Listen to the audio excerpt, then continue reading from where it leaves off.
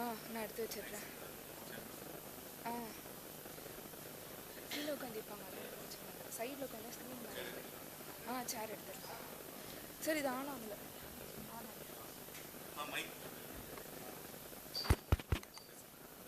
Hello, check. Good afternoon and welcome back, everyone. We are going to head to the section 1 of the symposium, hall 2. Professor K.P. Rao will chair the person of the section. Over to you, sir.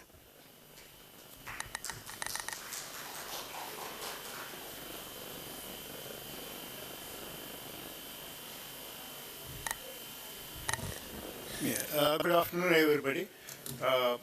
In this session, we have 3 presentations. The first presentation is by Shanti Pappu and her team, that is Decoding Prehistoric Tamil Nadu, Note on the Implications of Recent Geoarchaeological Studies, and followed by one online presentation by Dr. Valerie Gille and Dr. Colin Lefrancu. And the third presentation is by Dr. Partha Chauhan. So, since the time is very short, we will quickly start the session. And I request each presenter, since already we lost some time in the morning inaugural session, we would restrict the presentation, each presentation, to about 20 minutes. Because after that, the second session is there after the post-lunch, this one. So it is a short time, but I would request to kindly confine to about 20 minutes or so. I request Dr. Shanti Pappu to make the presentation.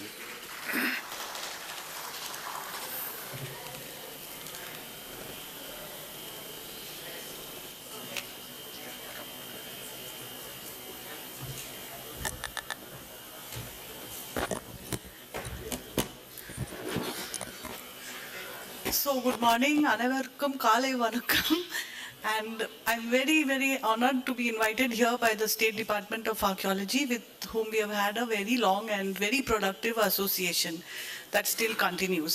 And I'll just put on my timer so that I stop after 15 minutes and the next speaker will get time. So I'm going to talk about chronology, which is very much in the news, but I'm going to talk about chronology which is for the Paleolithic.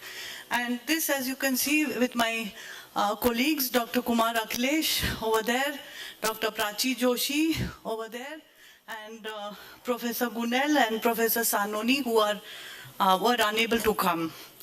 So let me see if this moves. No, Akhilesh, I don't think this is moving forward. Can you please check? Okay, next. Its remote is not working. Okay, so never mind. So the ideas which I want to present here are basically the way, examining the way in which we think about not only time, but cultural categorizations and nomenclatures. So this is something which has really puzzled us for a number of years, even though it looks very, a very basic question. But this is something that our research has forced us to rethink periodically.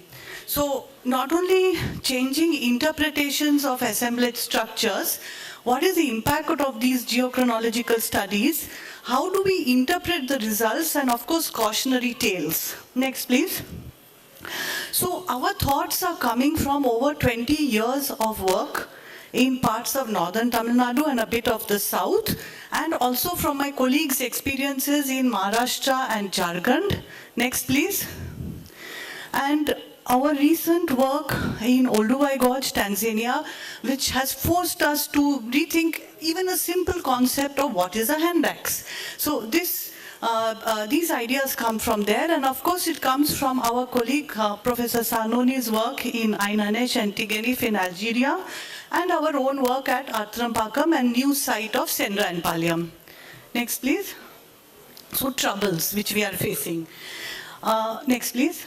So we, as I've said before, we look at it in an integrated way with landscape, sites, lithics, chronology, and paleo environments. Everything impacts each other, and we can't really separate them out to look at one without the other. Next, please. Why the urgency to think about this? Most of our work in India is done from surface sites as far as prehistory is concerned. And this is inevitable because of problems in funding for big excavations, problems in getting permissions. All these things are there. This has resulted in very few excavations as far as the Paleolithic is concerned. Go back, please. Reliance on, next please, next. Reliance on type tools. So if you find a hand axe, immediately Acheulean. If you find a celt, immediately Neolithic, which is a big problem.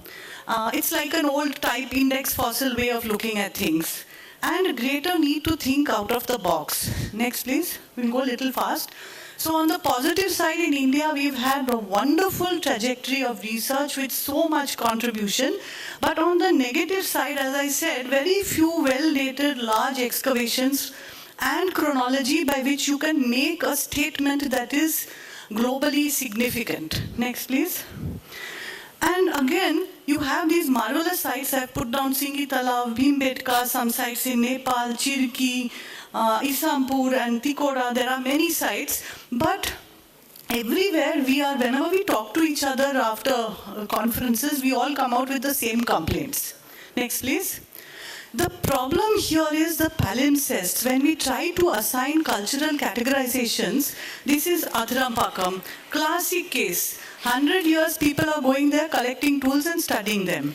And they are calling them either Acheulean or Middle. But in our excavations, we clearly see subsurface contouring, which has resulted in differential erosion of artifacts. You can see this lovely Levallois core on the surface, a differential erosion of different time periods on the surface, and then when you are writing an article, you get into terrible trouble if you are working with this. Next, please. Okay.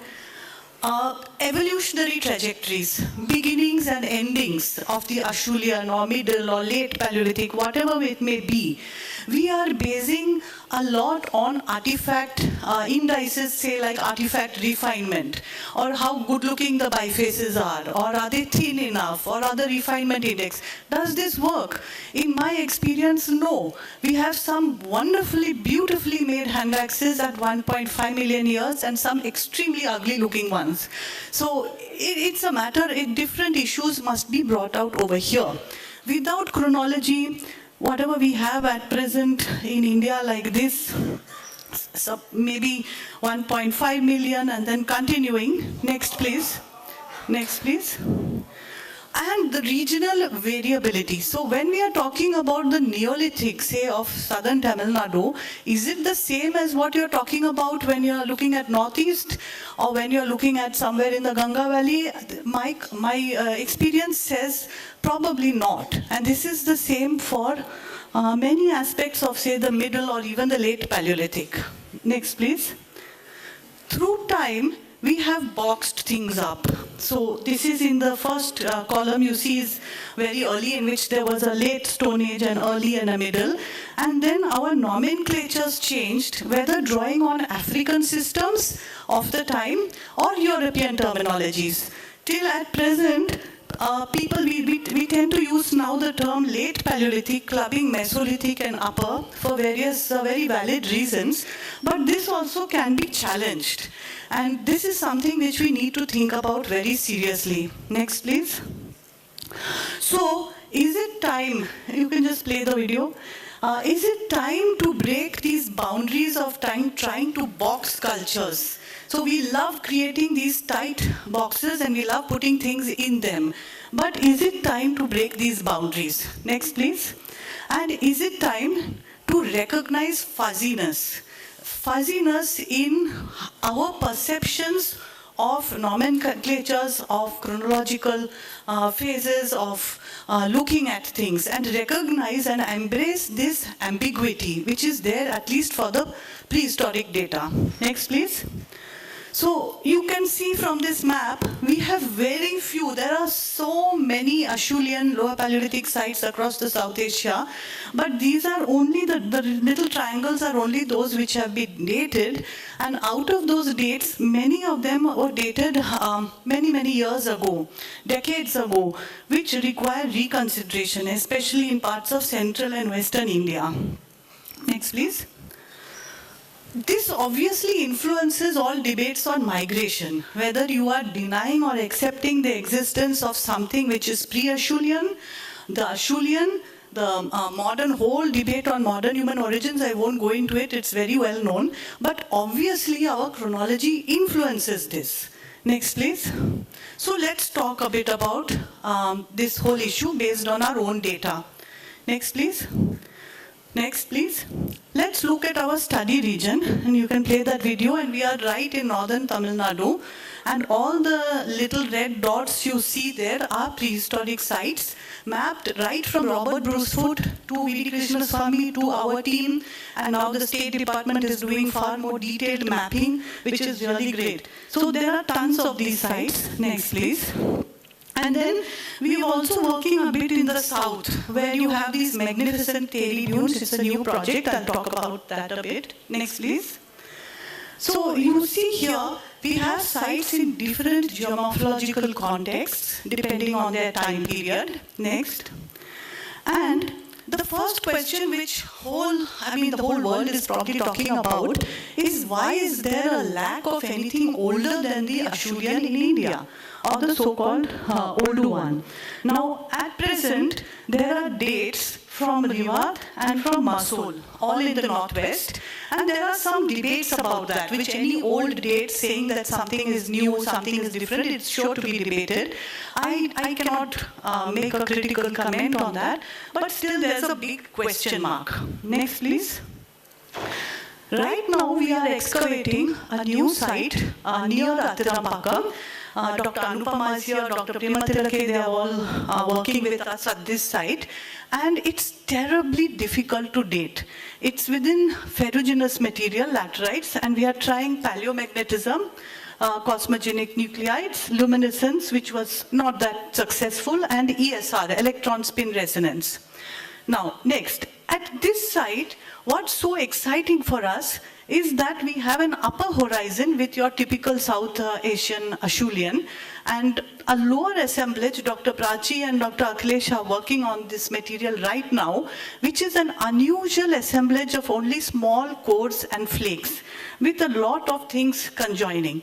So it's very important for us to get a sequence of dates to be able to understand whether this is just a facies variation or something totally new and different that we are finding in India in stratified contexts. Next, please. At Atirampakam, right from 19th century, people have termed the different layers differently. So Robert Brucefoot looked at that ferruginous gravel and called it Acheulean. Next, please. So did V.D. Krishnaswamy in the 1930s. Next. 1960s, these really great excavations by the Archaeological Survey of India and Professor K.D. Banerjee, he saw something different. And he said the Acheulean is not where people think it is. It's probably in another horizon below the gravels. And he said all the assemblages on top are something which is post-Acheulean. Obviously, nobody believed him. And when we excavated, we found he was right. The Acheulean is deeply stratified within deposits for 100 years termed Cretaceous, or, no human occupation. And post-Acheulean, something different is happening in the layers above. Next, please. So this is what we found. These deep sequences are actually termed Cretaceous shales, which actually have lots and lots of Acheulean tools. Not only the hand axes, the small flake, the waste products, everything there in all our trenches. So this brings me to the question of sample size. When we found this evidence, go back please, in a small tiny trench, nobody believed us. So it was necessary for us to extend the sample size through this 9-meter trench you see on the left, and to these huge step trenches taking across the site so that we could build up a reliable sample spatially distributed to convince in addition to the dates. Next, please. So, of course, you have your typical large flake Acheulean component. There's no time, I won't go into the details. But the analysis we are trying now to do with Dr. Prachi and Akhilesh's 3D modeling, and then looking at it in AGMT, and then trying to make global comparisons to look at biface morphologies, not only in terms of whether they are thin or have a high refinement or low refinement, but with multiple variables of understanding the technology by which they were made. Next, please. So, at the end of that, we know and we are able to understand some sort of behavior of these early hominins in visiting the site, moving away, etc. But, next please, how old? So, in our dating, we combined both aluminium beryllium isotopes, CR cosmogenic burial of the tools themselves, and paleomagnetic of the sediments. And as you can see, it sort of ranges between 1.7 and 1.07, that gray band. But we were very cautious and went for, say, okay, 1.5 weighted mean. But the implications of this, next please, are not only, as Dr. Basa mentioned in the morning, that the South Asian Acheulean is older than that of Europe and comparable with sites of the same age in Africa and West Asia, but also it has significance in examining what do you mean by dispersals or migrations. As you see, I haven't put arrows on this map, which are very popular. Everybody likes arrows going here and going there. But it may not be so simple. We tend to think of people moving in one direction and with a plan. I have to reach India by 1.5 million. It doesn't happen like that. And so, I'm not saying it solves any problem. We have other sites in India.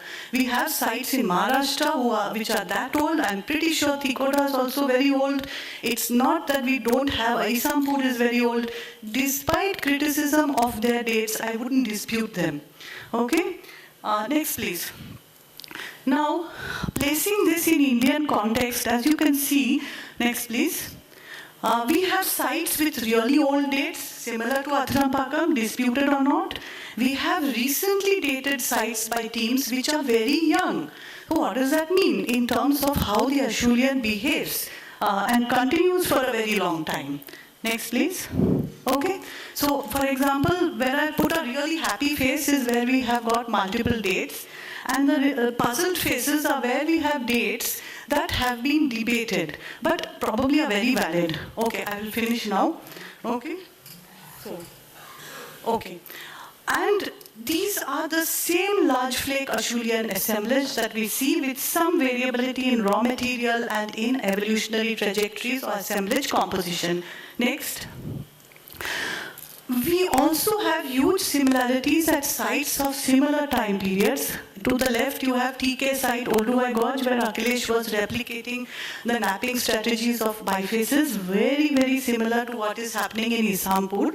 Whereas Athirampakam and all these sites on this side fall within the large flake cluster. Next, please. Then what? When we published this paper saying that the early Middle Paleolithic, next please, goes quite back in time, we were very much criticized with people saying it's not a middle, it is an Acheulean, a late Acheulean, because there are hand axes. And we argued, yes, there are, but very few, and we will not go by type fossils or type tools to define cultures. So we looked at the entire assemblage and where is the behavioral change occurring. And that was interesting to us to see where the change is occurring in phase 1 and then how that change, how that transformation is taking place right up to 172,000, after which this particular site was abandoned. Next, please. So this places the idea of cultural change very differently, in which we are not looking at presence, absence, plus, minus, but we are looking at various parameters which are perhaps slowly changing, not overnight. Who did these changes? Who were the tool makers? I have no clue, and I'm pretty sure no one has. We can guess, maybe modern humans, maybe some other archaic species, we do not know. Next, please. So, all these things, association of a single species with cultures we know is now redundant. So we should not go along those lines and try to force our data where we really do not know the answers. Next, please. So, and these transitions are not happening only in India. There's another site in Andhra where very good work has been done showing early transitions, and it is occurring in Africa, it's occurring in parts of Europe also. So it's not an isolated event. Next, please. So I've put these areas where we need to think of all these questions very differently, for which we need much better chronological controls. So, environmental data like Dr. Anupama, Dr. Prematilike have put together, as well as data from isotopes which are actually coming out now, clay mineralogy, rock mineral magnetics, all became meaningful only when we put them in this controlled chronological sequence. And you can actually talk of what is happening in Tamil Nadu from the early Pleistocene to at least parts of the late Pleistocene. And behavior. You can put this behavioral change which we are seeing at this site into perspective. Next, please. Lastly, go back please. This is a new project. We started working in extreme southern Tamil Nadu quite a while ago, but we could not continue. Now we are very happy with this new National Geographic project. Next, please. We can examine the problems in the association of microlithic sites with these enigmatic theory dunes. Next. Links with Sri Lanka. Next, please. And the question of whether previous interpretations of where the tools lie or what's the association with the neighboring features or geomorphological formations are correct or not. So, how old are they? How do they fit into the picture of the South Asian microlithic or even that of Sri Lanka? Next, please. And lastly, the whole question of the Neolithic. We have some very interesting dates coming up by the State Department at Mailadumpare and Chenanur, which are probably changing the way we think about how old these cultures are. But we need far more studies. Dr. Selva Kumar has also done some very exciting work in this regard. We need to place this in a proper framework. Next, please. Whether you're talking about self-manufacture, which is time transgressive and for which we have no controlled date for this. Next, please. So to summarize, we have so far been able to spend a lot of time, decades, in building up a sequence for one site, Athirampakam, and now we are doing precisely that for a neighboring site, Sendra and Palyam. New dates are expected shortly. We have some new dates of 40 to 60,000 from a site with early blade manufacture, but unfortunately there are so many issues to resolve on the microlithic and late Paleolithic in Tamil Nadu, which many teams hopefully can tackle. So that's all which I have to say. Next, please. I thank my entire team and many, many collaborating institutions from all over the world, because of which we are able to think about all these issues globally. And obviously thank all the funding agencies, the ASI, the State Department of Tamil Nadu, and various district collectors where we have worked, and officials of the State Department who have helped us a lot. Thank you.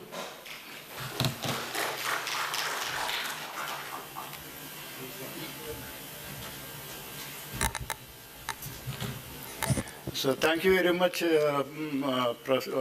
Shanti Papuji, for doing very this one precisely and in a very concise manner, a large amount of data. Actually, it should have taken maybe around 2 to 3 hours for this presentation. So anyway, the time is limited. Maybe quickly 1 or 2 queries or questions we can have, if there are any.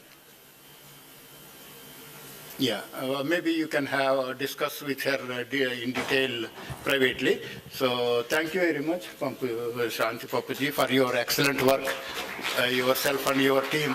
Yeah, thank you. So quickly, and now please, the online presentation, you can try to connect the presenter. Yeah, the online presentation is by Dr. Valerie Gille and Dr. Colin Lefranco. The title is Ancient South Asian Urban Landscape Trajectories, Shaping Land, Managing Water, Establishing Networks. Yeah, I think, Colin is online. Yeah, hello, Dr. Colin, good afternoon. Hello. Yeah, please speak. So, yeah. Yeah, you are not at audible. You are not at audible.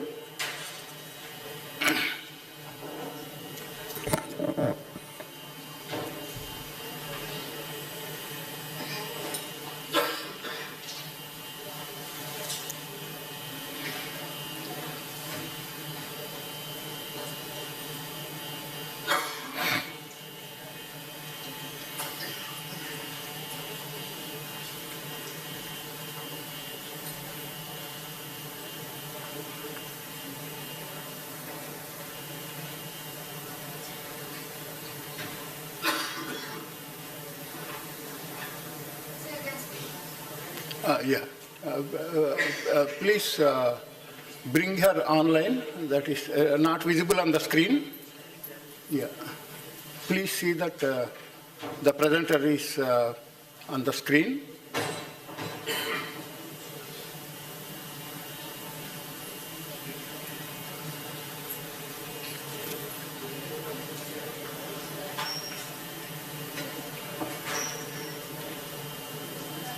Yeah. Okay. Everything seems to be okay. Yeah, Dr. Colin, please start presentation. You can speak. No, wait. There seems to be some problem with the audio. Please sort it out.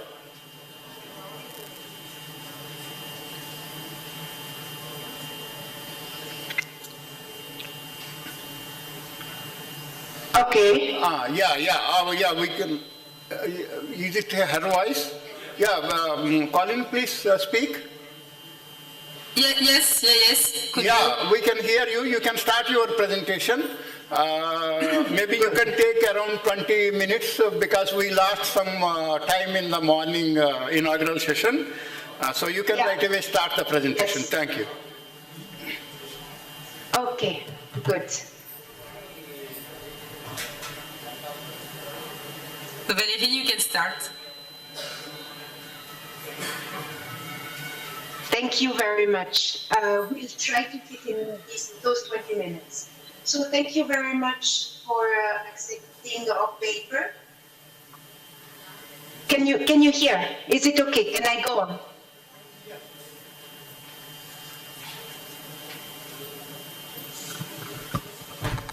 Yes, we can hear you. You are audible. You can start the presentation. You can speak. Yeah. Okay. So this paper will present the preliminary observations resulting from an interdisciplinary research that we initiated in the region of Maharashtra in Bangladesh and Nadu Malay in Tamil Nadu.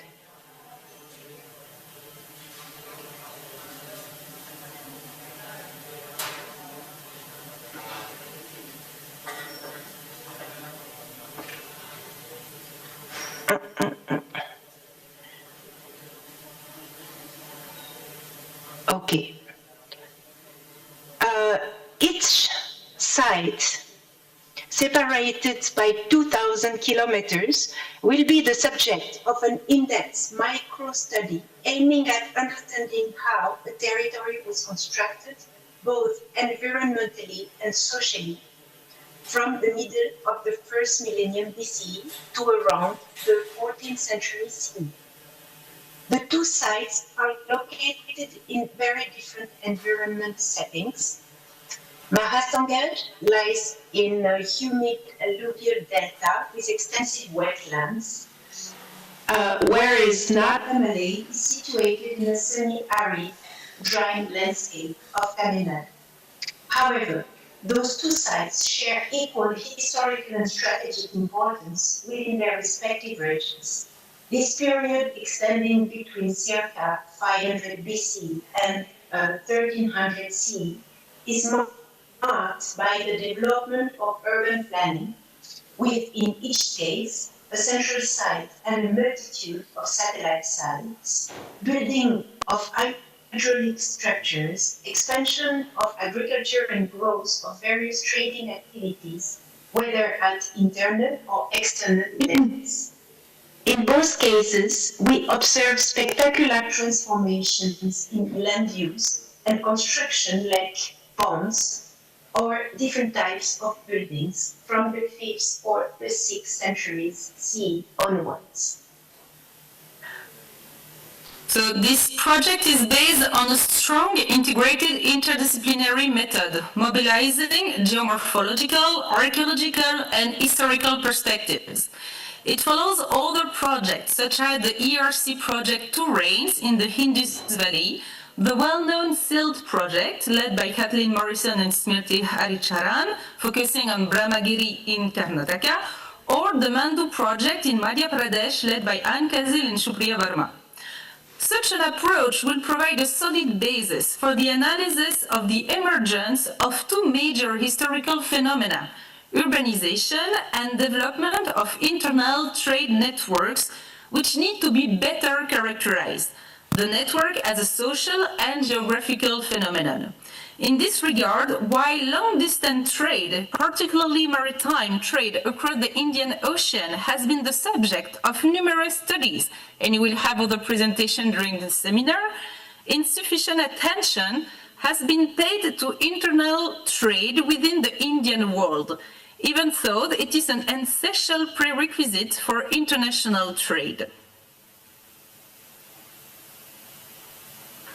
So regarding the sites, Mahastangar is located in a highly dynamic fluvial environment between the Ganges and the Brahmaputra. The city owns its prosperity from its strategic position on the Courtyard River, which at the time formed a major axis of the Tista River system between the Himalayas and the Bay of Bengal.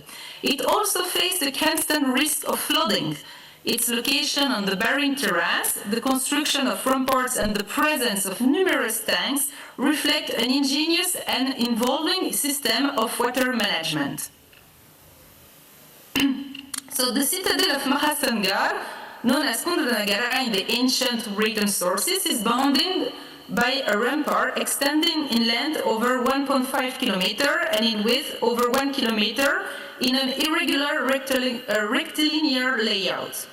This rampart was built during the 4th century BCE, during the Mauryan period, but has been rebuilt several times. Although the Mahastangar seems to have begun a decline around the 13th and 14th century, the site never seems to have been completely abandoned until now. Mahastangar benefits from more than 1 century of archaeological research conducted by different institutions. However, most of that research was sporadic. Next. So since 1992, a cooperative archaeological program involving the Department of Archaeology of Bangladesh and a team of French archaeologists organize annual field campaigns in order to set up the chronology of the citadel and to better understand the intramuros urbanism. Over the past 30 years, 4 excavation programs were carried out. 3 in the eastern part of the citadel and 1 in the western part. That program is still going on. But what is of particular interest for this project is that the fortified site is surrounded by a multitude of peri-urban sites, more than 150, dated to the different chronological periods of the citadel. And I think that there is a gap, Valérie, no, because actually online, the slides are coming with 1 minute of delay, actually, in Tamil Nadu. So, yeah. But I continue. So this is what you can see now. It's all the peri-urban sites, all in the surrounding of Mahastangar. So, regarding those peri-urban sites, some correspond to big architectural remains, like Gokulmed, but others have less remains and stratigraphical deposits, making their identification, their study, especially the link between these satellite sites and the big citadel, and then their preservation, a major problem. In addition, many tanks were identified both within and outside the citadel.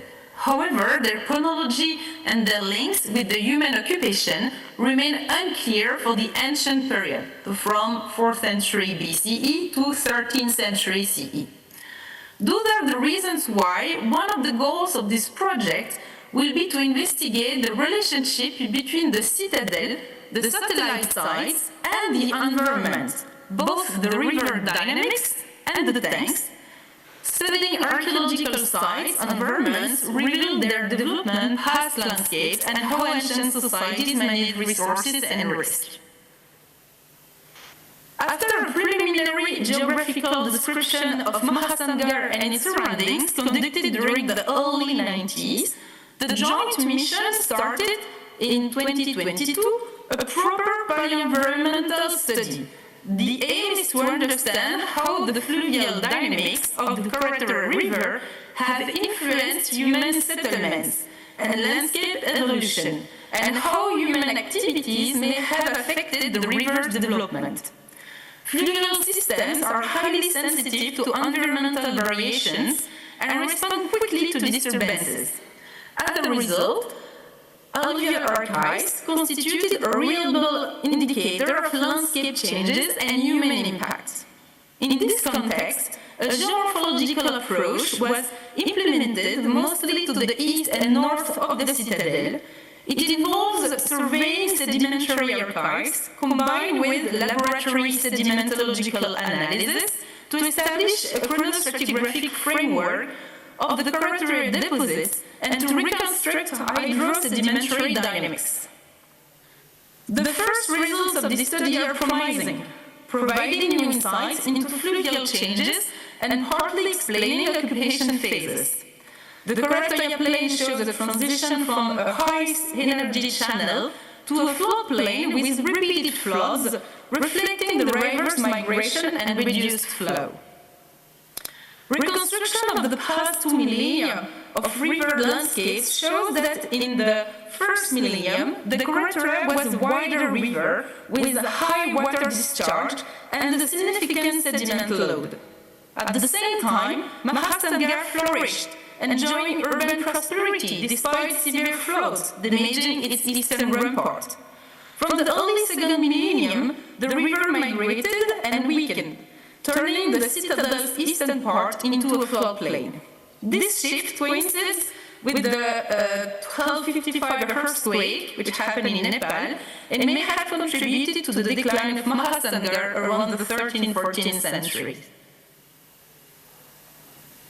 Encouraged by these findings, the team intends now to apply the same methodology to a site of eminent Nadu in the region of Pudukkottai to study the environmental changes and dynamics of the riverine landscape in connection with human occupation.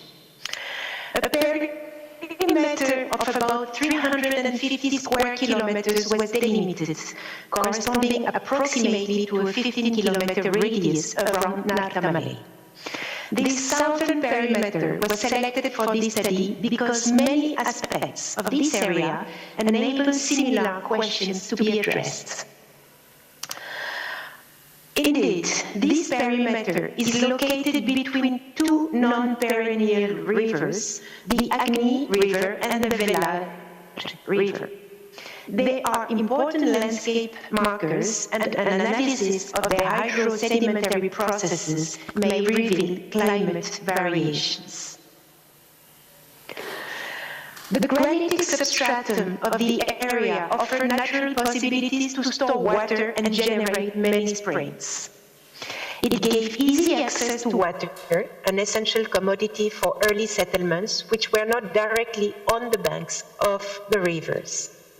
The presence of unusually extended ancient burial grounds located in this area, burials which are believed to have been in use between 1000 BCE and 500 CE approximately, might be an indication that this area was rather densely populated in the early historical period.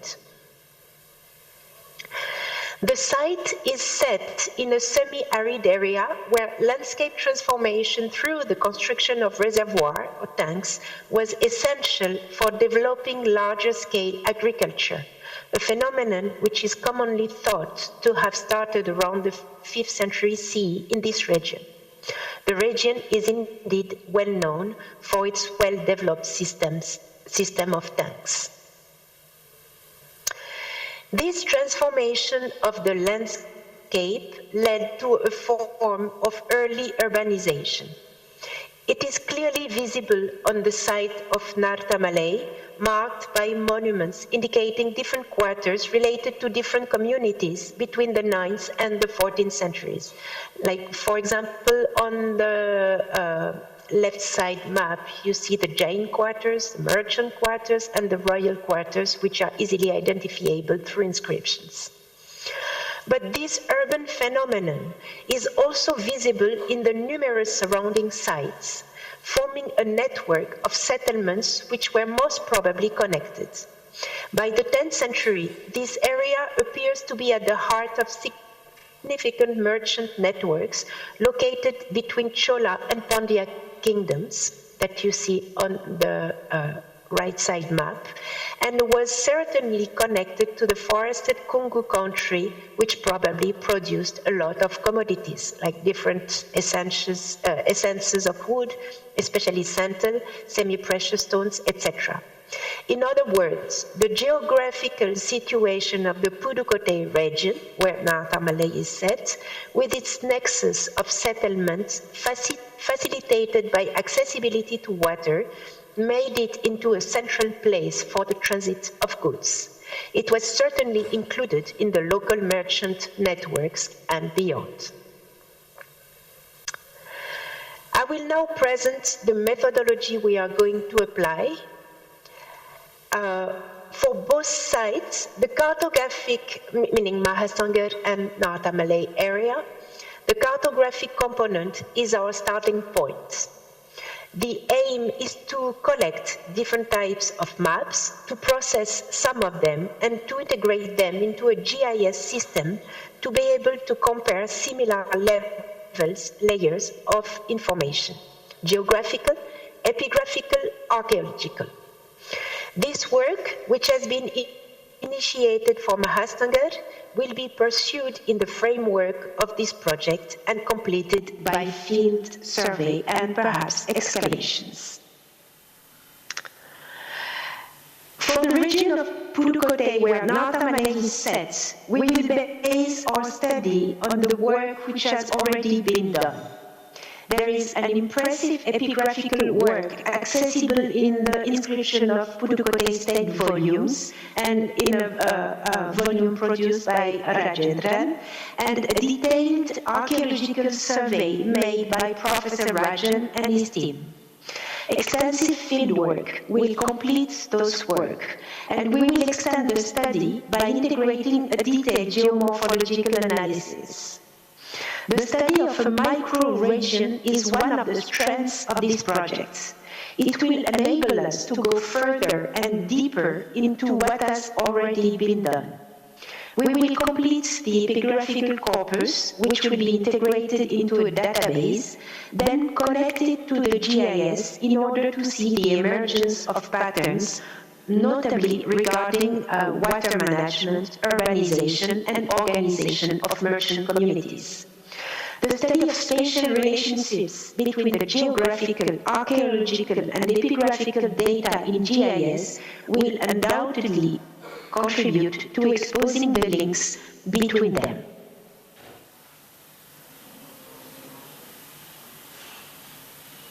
Colleen, your mic is on. Yes, sorry, yeah.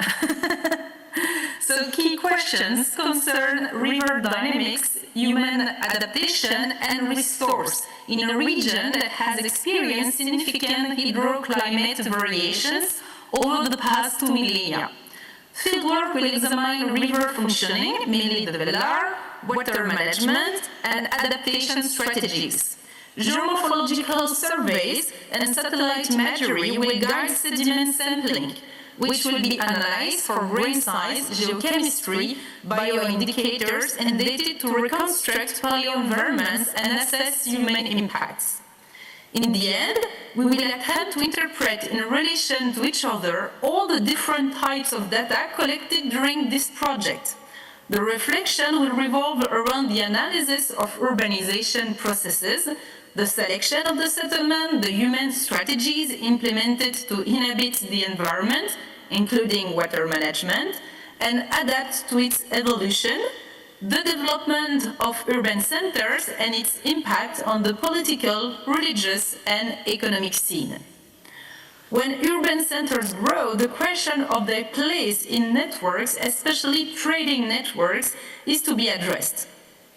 Understanding the landscape of the delimited perimeters, along with the ancient climatic fluctuations and their impact on human activities, will contribute to a better understanding of the role of these micro-regions in larger networks. And this is the last slide. So this project will be implemented in collaboration with various institutions.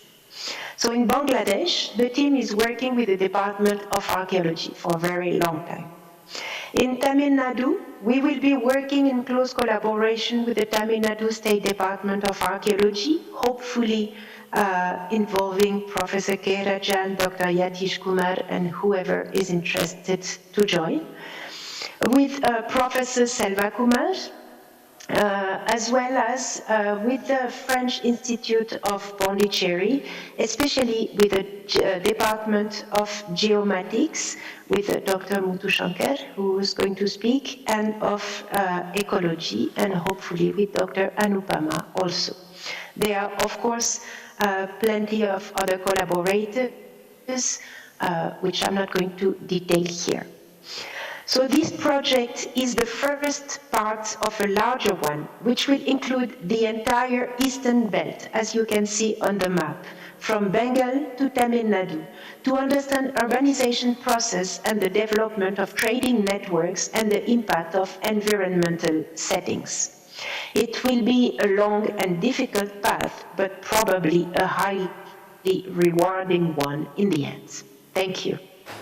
Thank you.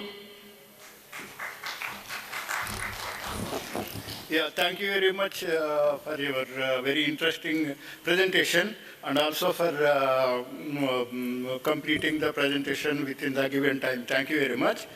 Yeah, now we will take up the next presentation, that is by Dr. Partha R. Chauhan. It is on the Paleolithic and Mesolithic records of southern India, a scientific perspective on dispersal, adaptations, and technologies. Yeah, Mr. Dr. Chauhan.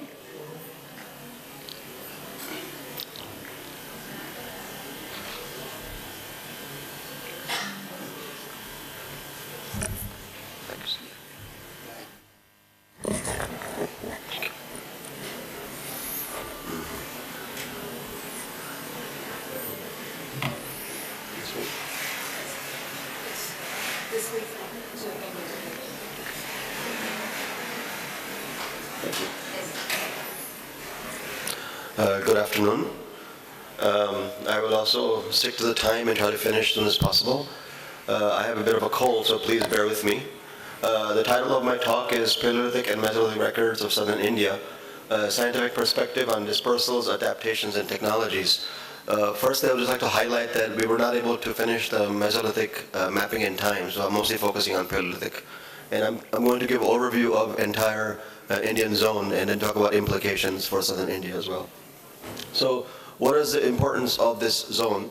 One thing is that in the center of the old world, so linking paleoanthropological records across various zones, and also it has a very lengthy history of research from 1800 1800s onwards. And we have continuous record for 1.5 million years at least, and possibly going back further to 2.6 million. And we have a lot of areas that have yielded extinct fauna and very diverse and rich paleoenvironmental signatures. And of course, as you know from literature and other presentations, this area is comparably understudied and requires a lot more paleoanthropological attention for scientific comparisons and perspectives. As Professor Papu has highlighted, there are very few dates. Thousands of sites are known.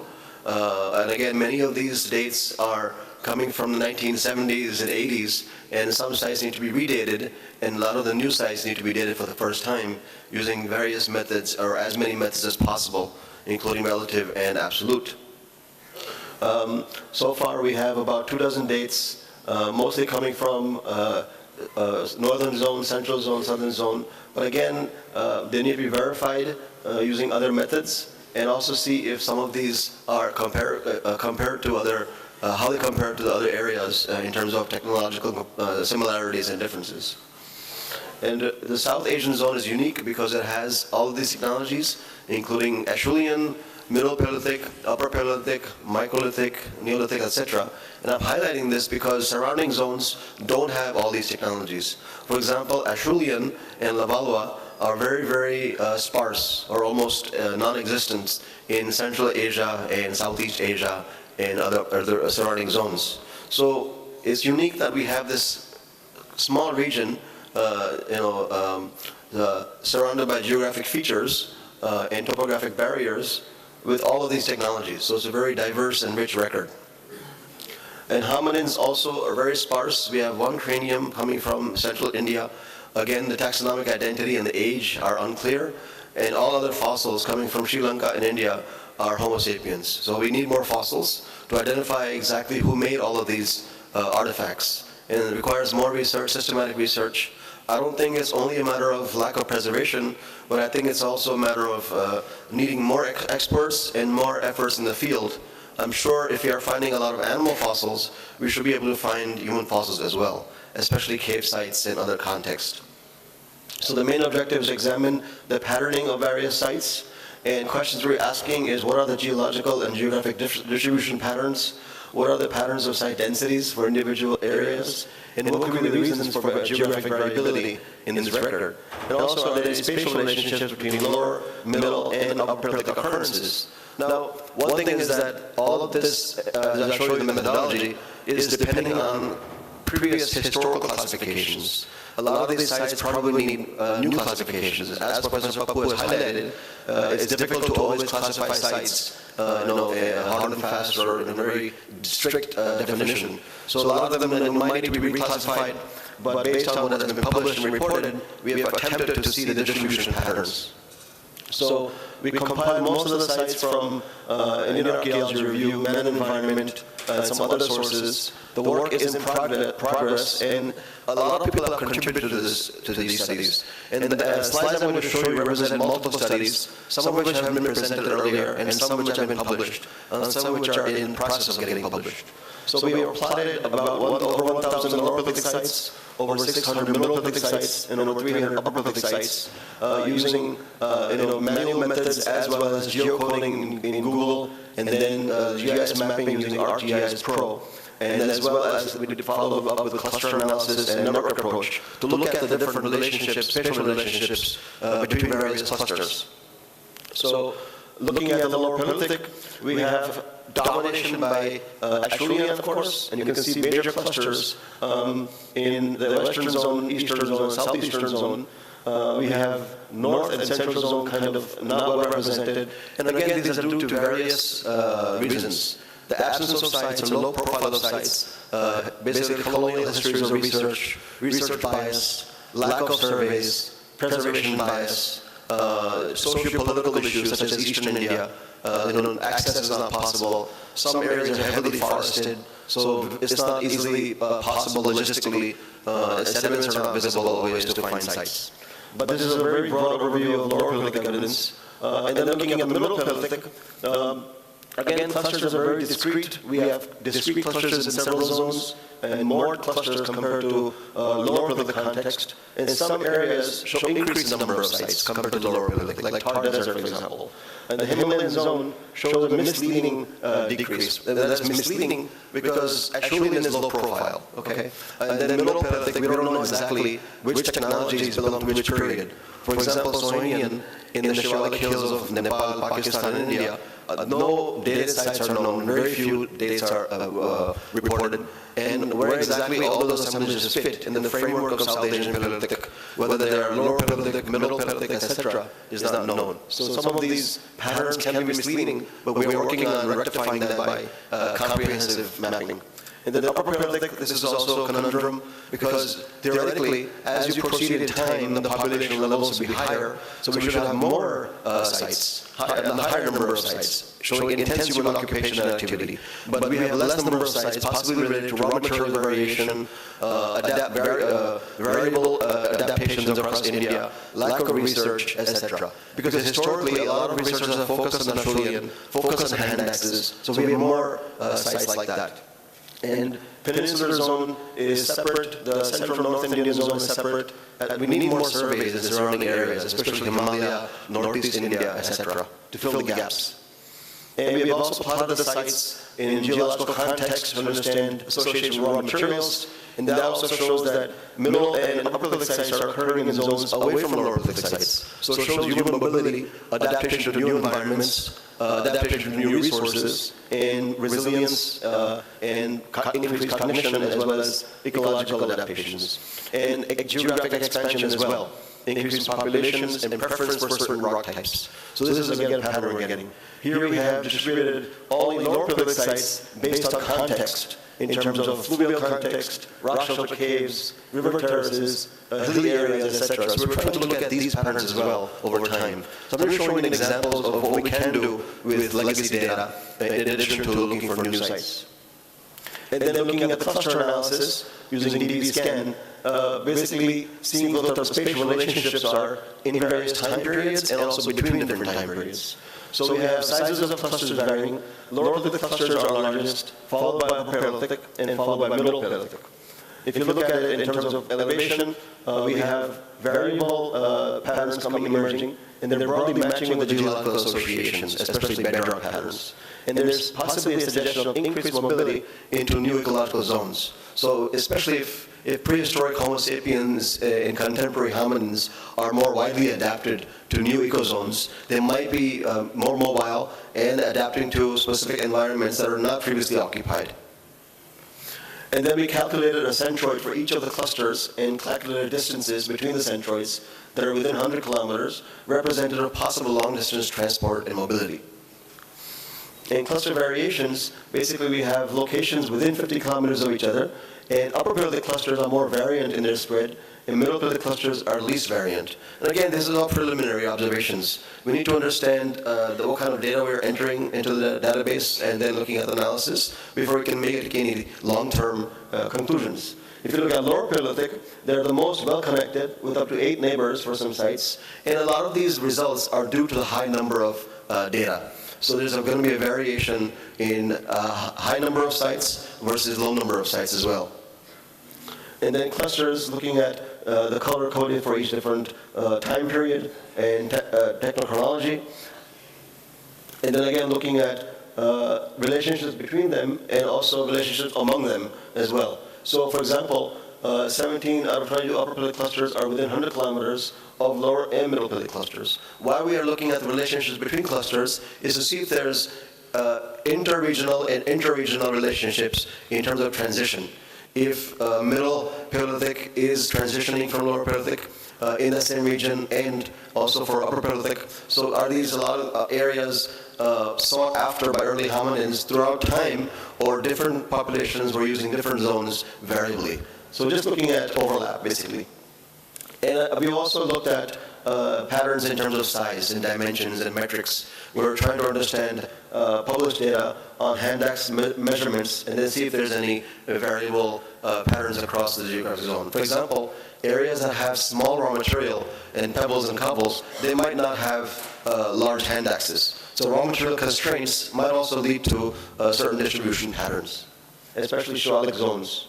Here we have a similar look at cleavers. We're trying to have a cutoff, arbitrary cutoff of 12 centimeters. So large cleavers belonging to earlier Acheulean and smaller cleavers belonging to later Acheulean and early Middle Paleolithic. And just to see if there's any patterns like that as well in relation to the hand axes. We're in the process of comparing this with hand axes and eventually publishing that separately. So one thing we're looking at is if there's no connections, if dispersals did not continue beyond India to Southeast Asia and Eastern Asia, because at the moment, Northeast India and surrounding zones such as Myanmar, Bhutan, Bangladesh, don't have prominent Paleolithic records, especially Lower Paleolithic. So we're not very sure about the connections between India and Southeast Asia and East Asia at the moment. Even though we have hand axe sites, Mode 2 sites in Eastern Asia, the other routes are there, for example, Central Asia, but that also is not clear. So preliminary observations, current data is insufficient despite discrete patterns. We need to fill geographic gaps by surveys and also increase sample sizes of lithic assemblages. There's indication of changing land use patterns and ecological adaptations, including exploitation of different raw materials over time. There's indication of broad spatial connectivity between lower and middle Paleolithic clusters in some zones, but not all such clusters. Upper Paleolithic occurrences overlap spatially more with lower Paleolithic than with middle Paleolithic ones at the moment. And then we have the technological transitions being very uneven. So diverse history of occupation, diverse history of transitions, and populations probably incoming into the region and mixing with indigenous ones. So there's a lot of mixture going on of different types of populations probably. And the current geographic variance in size may be related to various factors, which I'm just listing on the bottom. Raw material variations, style, function, etc.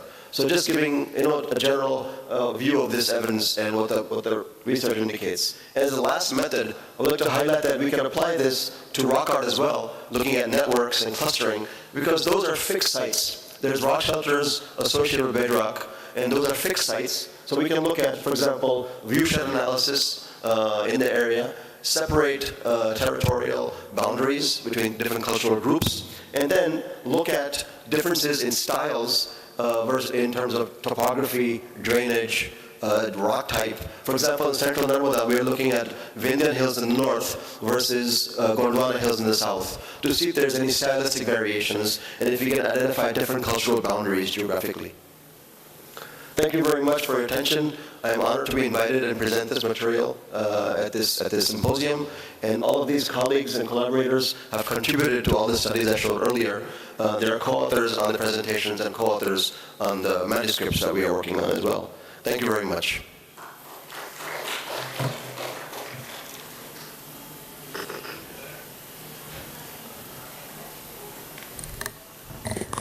If there are any questions, maybe for one or two.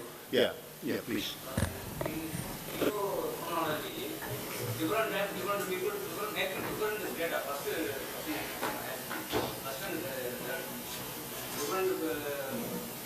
Different people, different data making geo-chronology. Chilean, Paleo, Meto. Sorry, this is a type of archaeology you are telling. Another type is surface material. They find out surface material, Paleolithic items, Mesolithic and Neolithic items. Which is correct from data or surface? Where is people start to agriculture? Now we are. Am I wrong to kill the people, Acheulean people? Please Who is be brief. Ask a specific question. Sir, specific. I am asking specific question, sir. No, that's data. Time is limited, so Okay, let him answer. Yeah, so we have to look at stratified sites differently Acheulean. and surface sites differently. And if we are getting multiple technologies in one location, then we classify them as multicultural. I'm not sure if I'm understanding your question, but I think you're talking about surface sites versus stratified sites. Or maybe I can talk to you afterwards. In archaeology, Please. excavation archaeology, they are definiting different strata, different people making different data, strata. Anyway, sir, please excuse us. Time is very limited because the next session is also scheduled. So we have to restrict the time here. So you can discuss with him personally. Thank you. There seems to be one formal felicitation function. No? Felicitation. So I request Dr. Shanti Pappu, Akhilesh Yadav, the presenters, to be on the dais.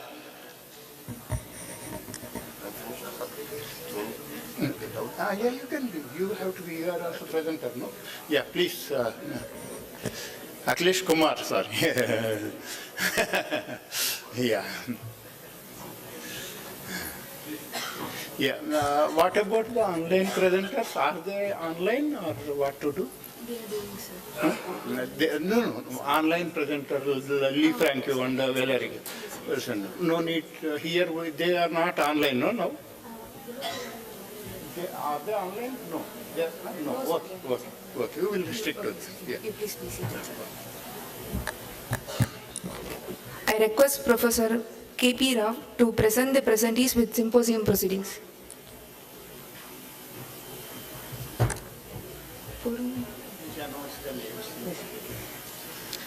Professor Shanti Babu, ma'am.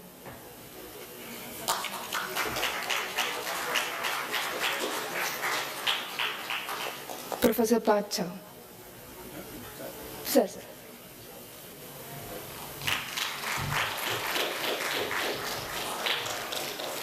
Photo, we will have the photo section, sir, please. Ma'am, please.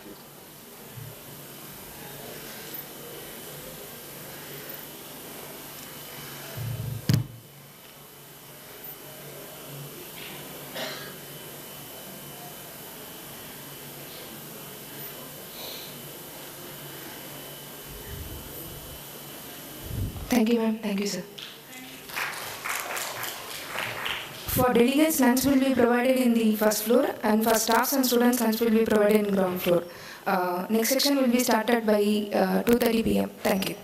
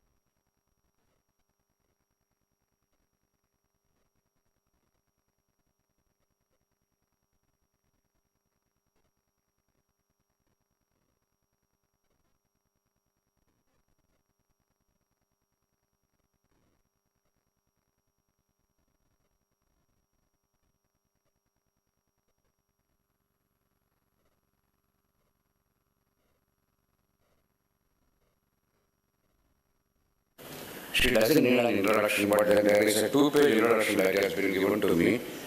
Professor Vibha Trivedi retired from Benares in the university, and she has done a lot of work on iron metallurgy. She has incorporated ethnographic studies, and also she has used a lot of archaeological data along with metallurgical data to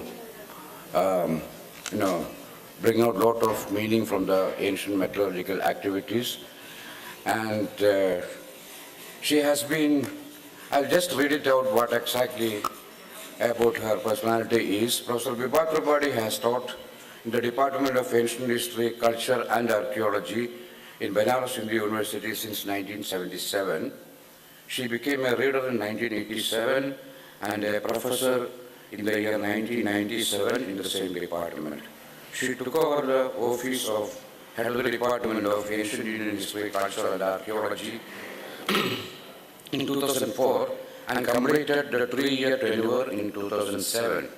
During her tenure, the department received the awards of Special Assistance Program and also ASSISH programs of the UGC. As head of the department, she succeeded in creating better facilities and more conducive work atmosphere for teaching and research in the Department of Archaeology at Benares. She is a distinguished scholar and is internationally recognized for her work, especially of Iron Age archaeology and metallurgy, adopting a multidisciplinary and scientific approach. She integrates archaeomaterials analysis, remote sensing, ethnography, literary sources, and traditional knowledge. Her research spans geomorphology, paleoenvironment, agriculture, ceramics, and settlement patterns. She has guided innovative PhD research and activity inspires younger generations through teaching and advanced research practices.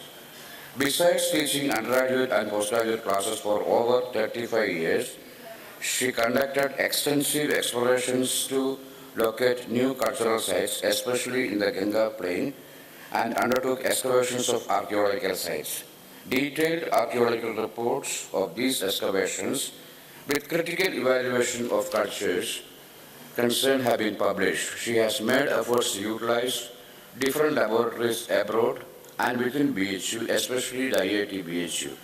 She has received an offer by IIT Gandhinagar, Gujarat to deliver lectures and if possible elaborate with facility of and if possible collaborate with faculty for advancement of analytical archaeology.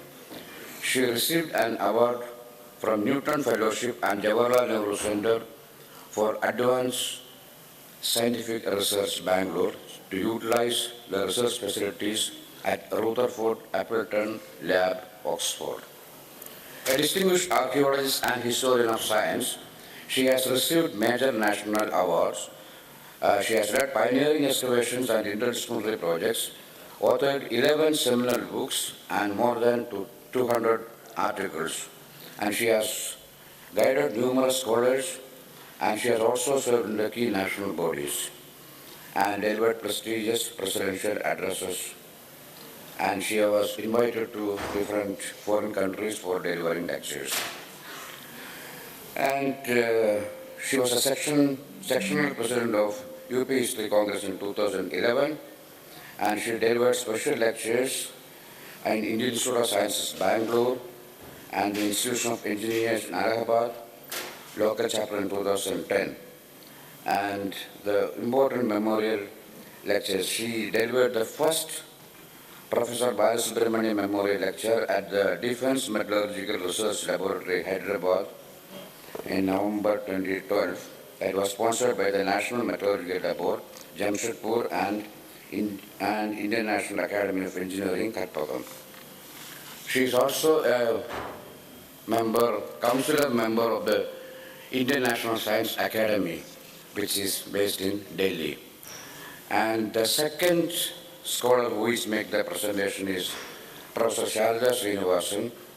She is from the National Institute of Advanced Studies, which is a part of the Indian Institute of Sciences in Bangalore. And she has also a very glorious academic background. She was elected international honorary member of American Academy of Arts and Sciences in 2021 in archaeology. And she received Padma Shri, the fourth highest civilian award of Government of India in archaeology in 2019. Sharda has been doing pioneering contributions. One of the most important works that she has done is the analysis of high-tin bronzes from South India, and also the Archaeometallurgy mirror, which is one of those unique products from Kerala. And then she was in the Victoria and Albert Museum, London, and she is, amongst others, she is also a fellow of the Royal Asiatic Society of Great Britain and World Academy of Art and Science. And the other awards include that INAE, that is International Academy of Engineering Women Engineer in Academy and 2021 Award, then Distinguished IITB Alumnus Award, that is IIT Bombay, I think. Then Dr. Kalpana Chawla Young Woman Scientist Award in 2011, the Indian Institute of Metal Certificate of Excellence in 2007, Materials Research Society of India Medal 2006, Marty Nagar Ethno-Archaeology Award in 2005, DST SCRC Young Scientist Fellowship, Flinders Petrie Medal in 1989 from University of London, Materials Research Society Graduate Student Award in 1996, then DST Nurture Scheme and Young Scientist Awards, and the British Chevening Scholarship for her PhD work. She has also done some UGC UK IRI project that was between Exeter University and National Institute of Advanced Studies, and I was also a part of that project. I remember that. Then she is the first author of the book India's Legendary Wood Steel, contributing author of Ecstasy of Classical Art, the Bronze Catalogue of National Museum Delhi, and co-editor of Digital Hampi and Performing on Periphery. She is on the Standing Committee of International Beginning of Use of Metals and Alloys conferences. She has been, is she online now? She's a very accomplished Bharatanatyam dancer, that I should say that. And then also that she has received many more awards, and she has traveled extensively all over the world and made several presentations, and she has given a lot of lectures and all. So these are all the two people that who are making the presentation here, and the third person is not coming. So there is, as a replacement, we will have a 6 minutes video. And may I now invite Professor Vibha Tripathi. She will be given 30 minutes. She's a very senior professor, so I cannot interfere in between, but I hope that she will stick to the time.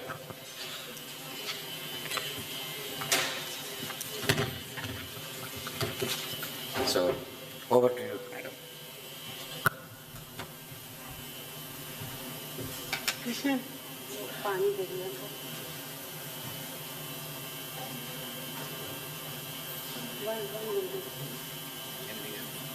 Thank you so much.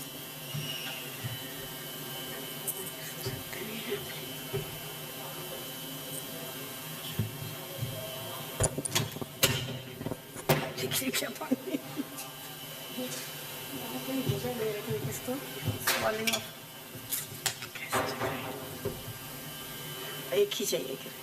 इसको खोल दो. Change the PPT through this one. So this way. This is for next slide. So thank you very much, Dr. Krishna, for a very handsome introduction. I don't know whether I really deserve all this. I can only say that I had been a student of archaeology and very keen student of archaeometallurgy for last several decades. So that is my only qualification which I want to share with you all. And thank you very much for asking me to be here and make a presentation of the subject which is perhaps the hot topic of today in our country. So I chose this because of my interest and because of its being very important subject these days. आपको काम नहीं कर रहा ये?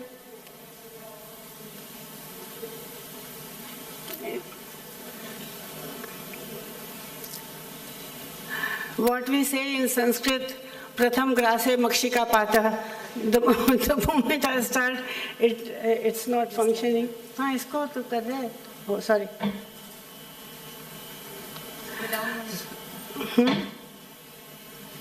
is for going back and forward and backward.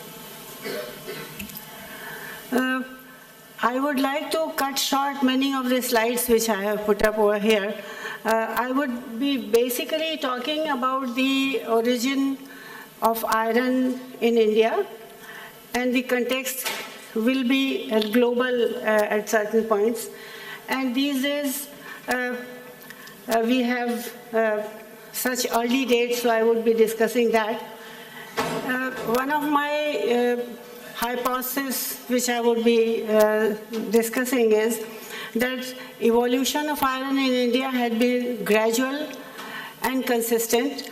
So we have about 4,000-year long history of iron, and now with the recent dates, we can extend it by maybe another millennia.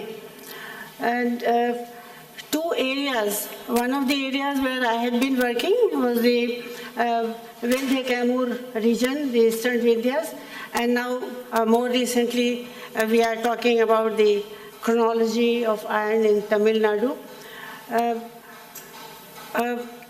Before I do all that, I would like to express my concern and my caution both, that whenever we are going to talk or trying to propose something which is new and which is not acceptable or which had not been talked about before, lots of caution is required, because people would have difficulty in accepting what we are going to say. So, in the morning I asked a question that is availability of mineral itself a sufficient condition for technology development. So this concerns iron as well. So we have India is perhaps world's third country having rich iron ore. Naturally, our ancestors who were working with metals, they had access to that. And still in history, human history, when we talk about the ages or the human civilizational development, it has got three stages: Stone Age, Copper Bronze Age, followed by iron. Why is it, one question that any student can ask, why is it that iron was being so prolific, not discovered, not used before copper or bronze? So that is one thing we would be discussing it a little bit. And our discussion would be in the global perspective, a little bit of that. And when we talk of origin of iron, we have got two viewpoints. One is indigenous origin, and the other, it came from outside, and we call it diffusion of technology from outside world. And we know that there was a time when the approach to any problem, especially for the colonial world, was Eurocentric. So that is one apprehension, but we would see how much it applied to our problem. And it has a very, very long survival.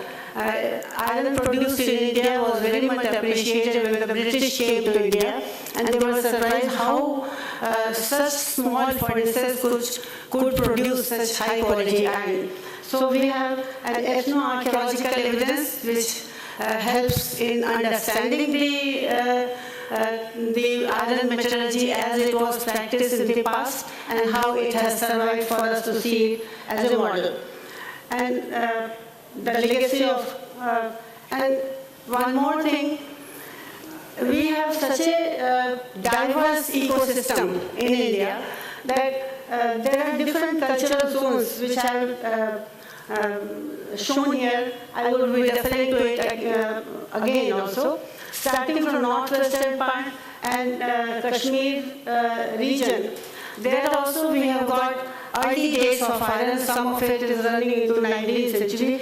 And as I said earlier, that date was totally ignored. Nobody talked about it for a long till I found it out in the literature and started referring to it. Then in the region of Indo-Gangetic divide, we have painted ware culture and pre-PGW culture with black and red ware as the dominant pottery. There, roughly the dates have been between 1300 and 1200 BC.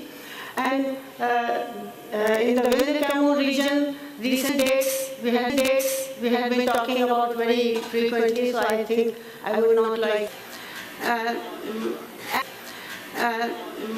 And very different from the copper bronze metallurgy. So there was an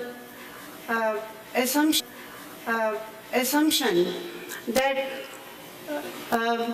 iron could not be developed on its own. It had to be learned through some agency which was knowledgeable about it. So this basic premise gave birth to the theory of diffusion, that iron was known to certain communities, and from there it dispersed to different parts of the globe. And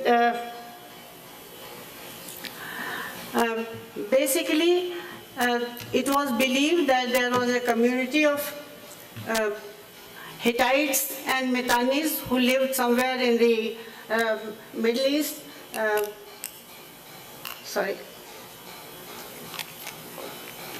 They had been producing iron since maybe 3000, 2500 BC. And whatever little iron we hear about in the world, whether it was in Egypt, it was in Mesopotamia, it was received from this source only.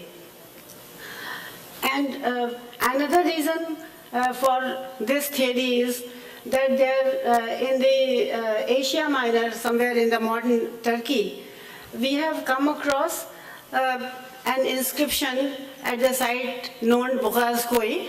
And at Bogazkoi, which was dated to 1365 BC,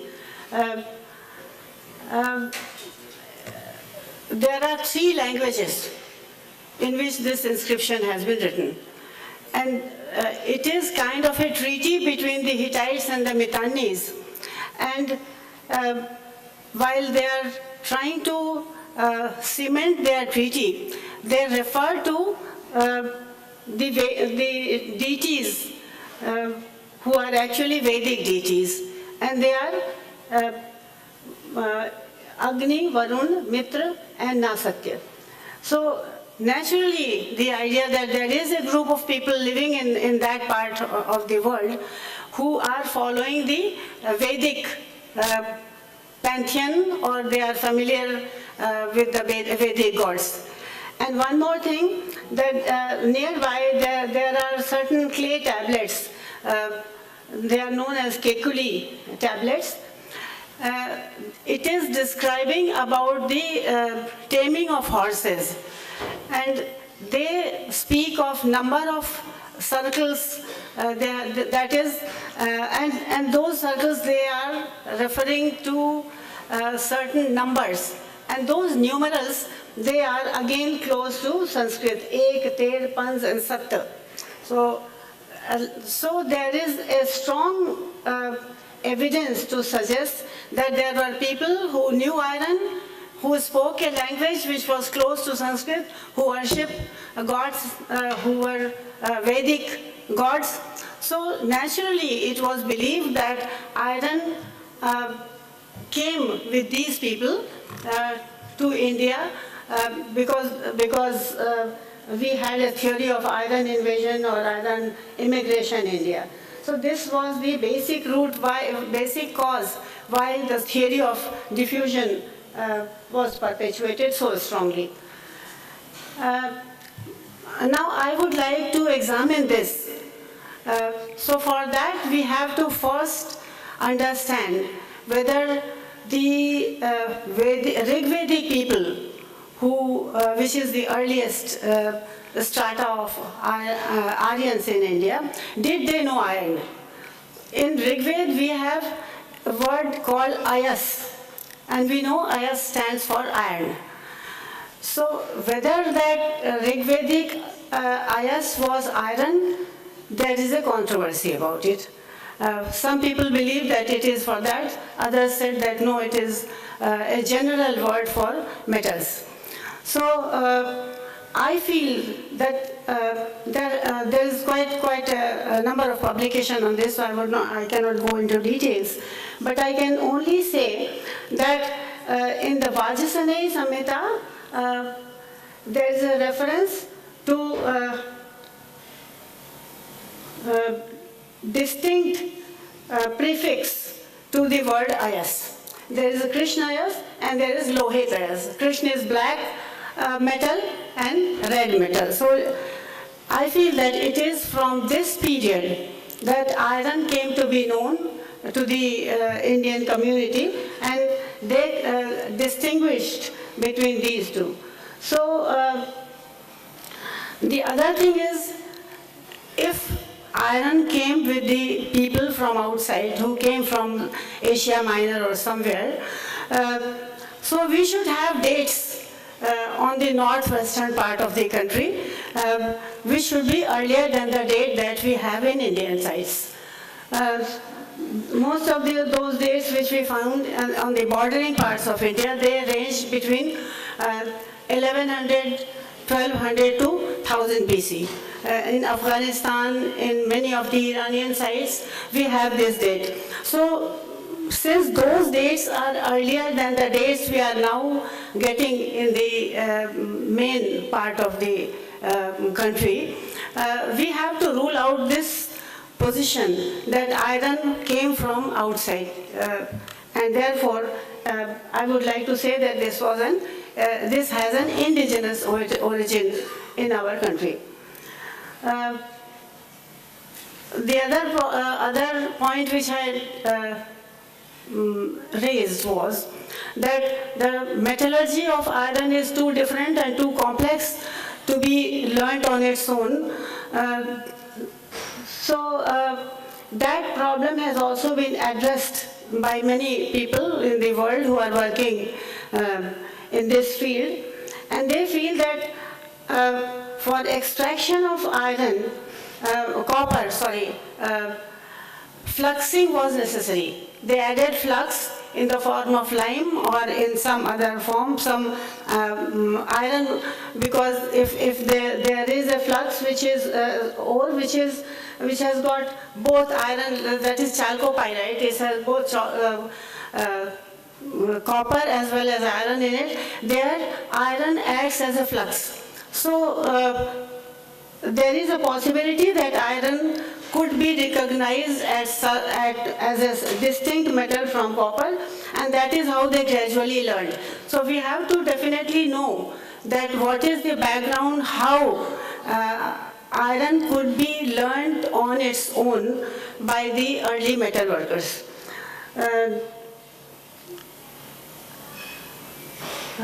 In both these areas, whether area in which I am working in the Kamur region and in Tamil Nadu area,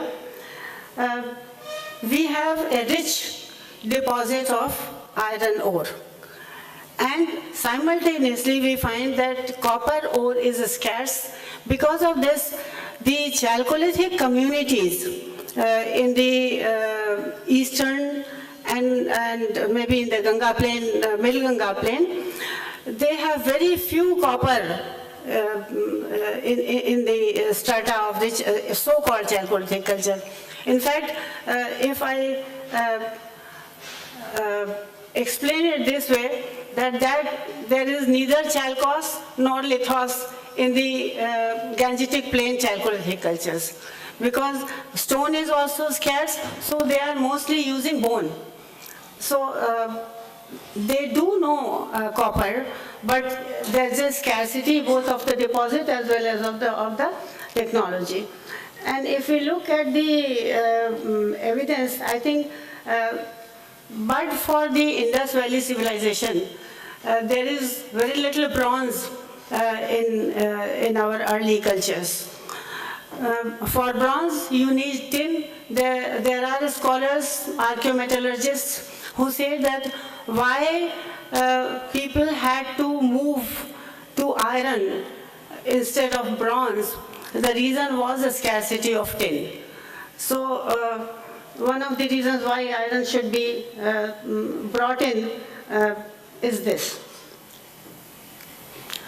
These are the dates which I said that simultaneous emergence of iron is there in several parts. So it could be, we can talk of multi-central origin of iron in our country. And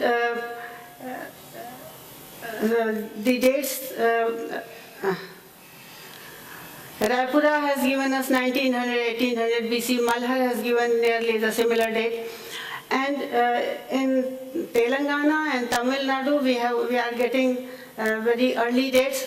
Sivagalai, we had been talking since morning. So now we definitely know, or we can say, that these are the areas where iron was discovered on its own independently. The other reason why I can say, because copper is very scarcely present. Thirdly, the metalsmiths knew little bit of iron, they had some understanding of metals, but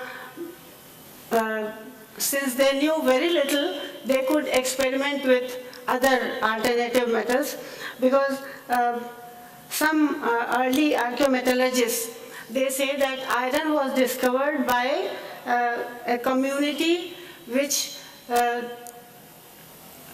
was poor in utilization of copper. This possible. Now I have just given those dates here. I would run through these ones because I want to discuss more on the dating, and you all are familiar with these dates. Raipura has given us 1720 plus minus 220 from one laboratory, and another one is this one, where we are getting 1932 to 1438 Cal BC date. So these are early dates, and this is dates which we are having in our books which are given to us, the early dates from South Indian sites as well as other parts of the country. So with this background, all that I needed to bring in was that iron in India was definitely indigenous, and it was developed independently, and it was developed at more than one center. And as I said, that it did not come suddenly to us. There is a gradual development of metallurgy. We have an age of commencement, as I call it, which is between 1800, 1700 BC in the Vindhyan part, and in Tamil Nadu it is much earlier. Then we have a second stage of development of metallurgy, which is 900, 800 BC to 300 BC, which in our parts it is the NBP culture, and here we have a comparable phase, and the final one is age of fluorescence. So our dates are much earlier, and the chronology of iron in India has been pushed back to 3rd, 4th millennium BC in Tamil Nadu as recent C14 dates from megalithic sites. Now the subject is still being debated, and we have to take care that we prove it without much, leaving little doubt for confirmation from different agencies. Now, some of the things, I think it is a wrong slide which has been put up here, but doesn't matter. This is a furnace which we have from the site of Raipura. It is datable to about 1700, 1800 BC phase. This is a forge in the neighboring trench.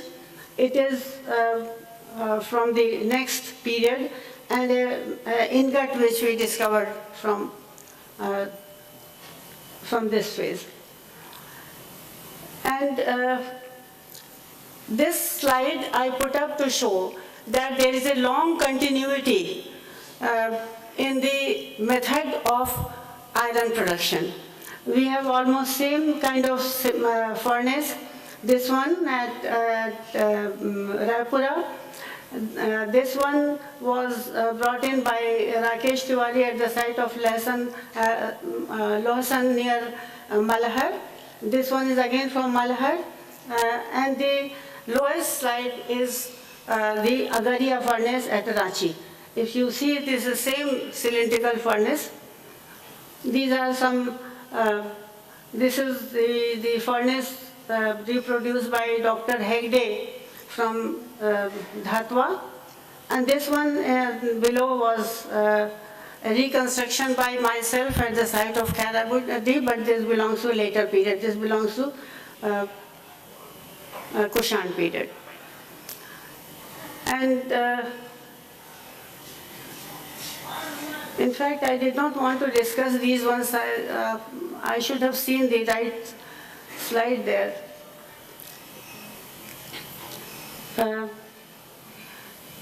Some of the areas, they have been smelting iron till recent times, and there is a Agaria belt in Chota Nagpur area to, it covers the central part of the country, running close to Chota Nagpur and southward, and they have been producing iron in almost in the same way. This is the demarcation of the Agarias, and you can see how close it has been to Odisha and that region. Some of the demonstration which we had got done by the Agarias near Raipura, furnaces which they had been using, smelting going on.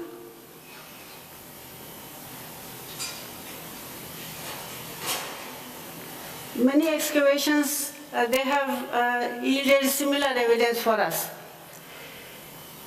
Now, what are the challenges which we have in acceptance of the evidence which you have recovered here? That is my concern here. If we look at the evidence from Telanganur, you have yourself said that there are two distinct dates from the same sword. One is young, that is 1435 and 1233, and the other one is nearly 3000 BC.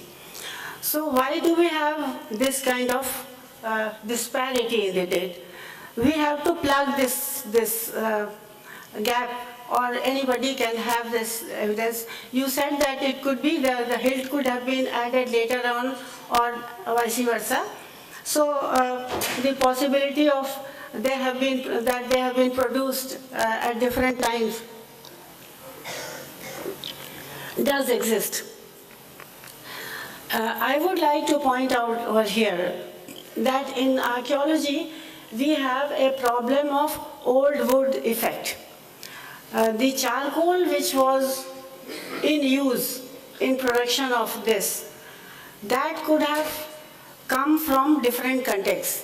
One of the they are naturally charcoal dates, aren't they? The date would definitely be of a carbonic material, isn't it? Yes, exactly. This is what I am saying. But that carbon belongs to some charcoal or some such material only. So, yeah. So that is why there is a possibility that that charcoal piece came from a wood which was much earlier. That could be one of the. I'm just showing the issues which may arise here. Then the other thing is that the paddy sample date is 1155, while the other date is about 2500 BC from another site. So again, this problem will arise. Why? From the same level, we have a difference of nearly 1000 years in date So this has to be addressed again. The date of ultra-high carbon has been pushed down by several centuries. It's very welcome. And this problem was that from Kodumnal, Mel Servalur in Tamil Nadu and Kadebakal in Karnataka, the high carbon steel is dated to 880 and 440 bracket. So we should have something where we can support these dates from other sites as well. And these anomalies have to be reconciled if we want this to be accepted globally. And iron metallurgy, if I look at it, definitely shows a very strong spirit of innovation, and we have such a long history. The noteworthy points which I think are important, that the provenance in this part for occurrence of iron is between Neolithic and Megalithic overlap phase. We saw some slides just now where in the lower part we have Neolithic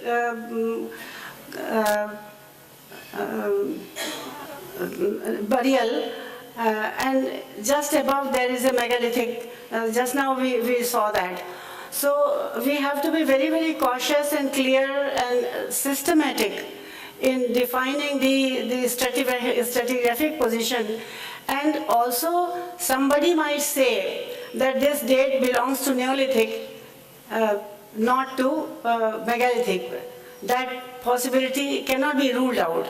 So how to go about is something which, I mean, besides one more thing, when I was looking at the photographs, there are pits dug in the ground, and the jars which have been placed with within the burials, they also show certain cracks. So, and the nearby area is not very clean. There is some water logging. So possibility of contamination of samples cannot be totally ruled out.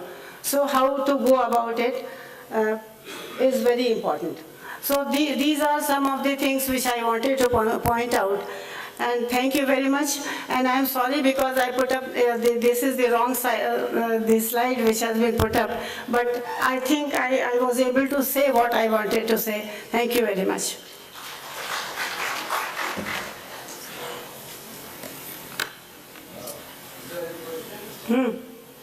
There would be lots of questions, I'm sure. Hello. Is there any question? Dr. Rajan should be having some question. Yeah.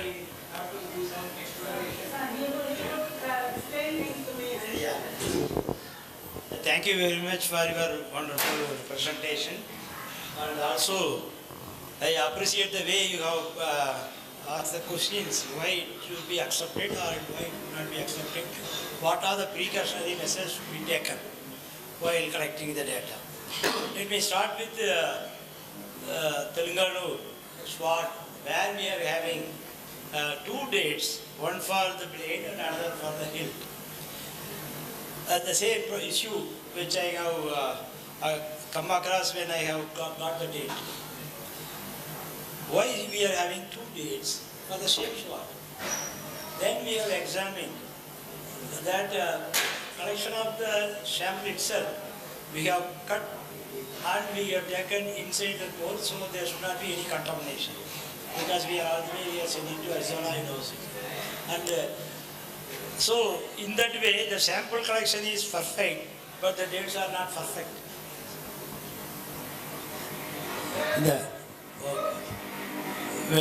The dates are not perfect. Then we have examined that. We felt that the hilt may have been forged afterwards on the spot at one time. But while taking the date, you might be see on all my publications, I got to the lowermost date. No archaeologist would take like that.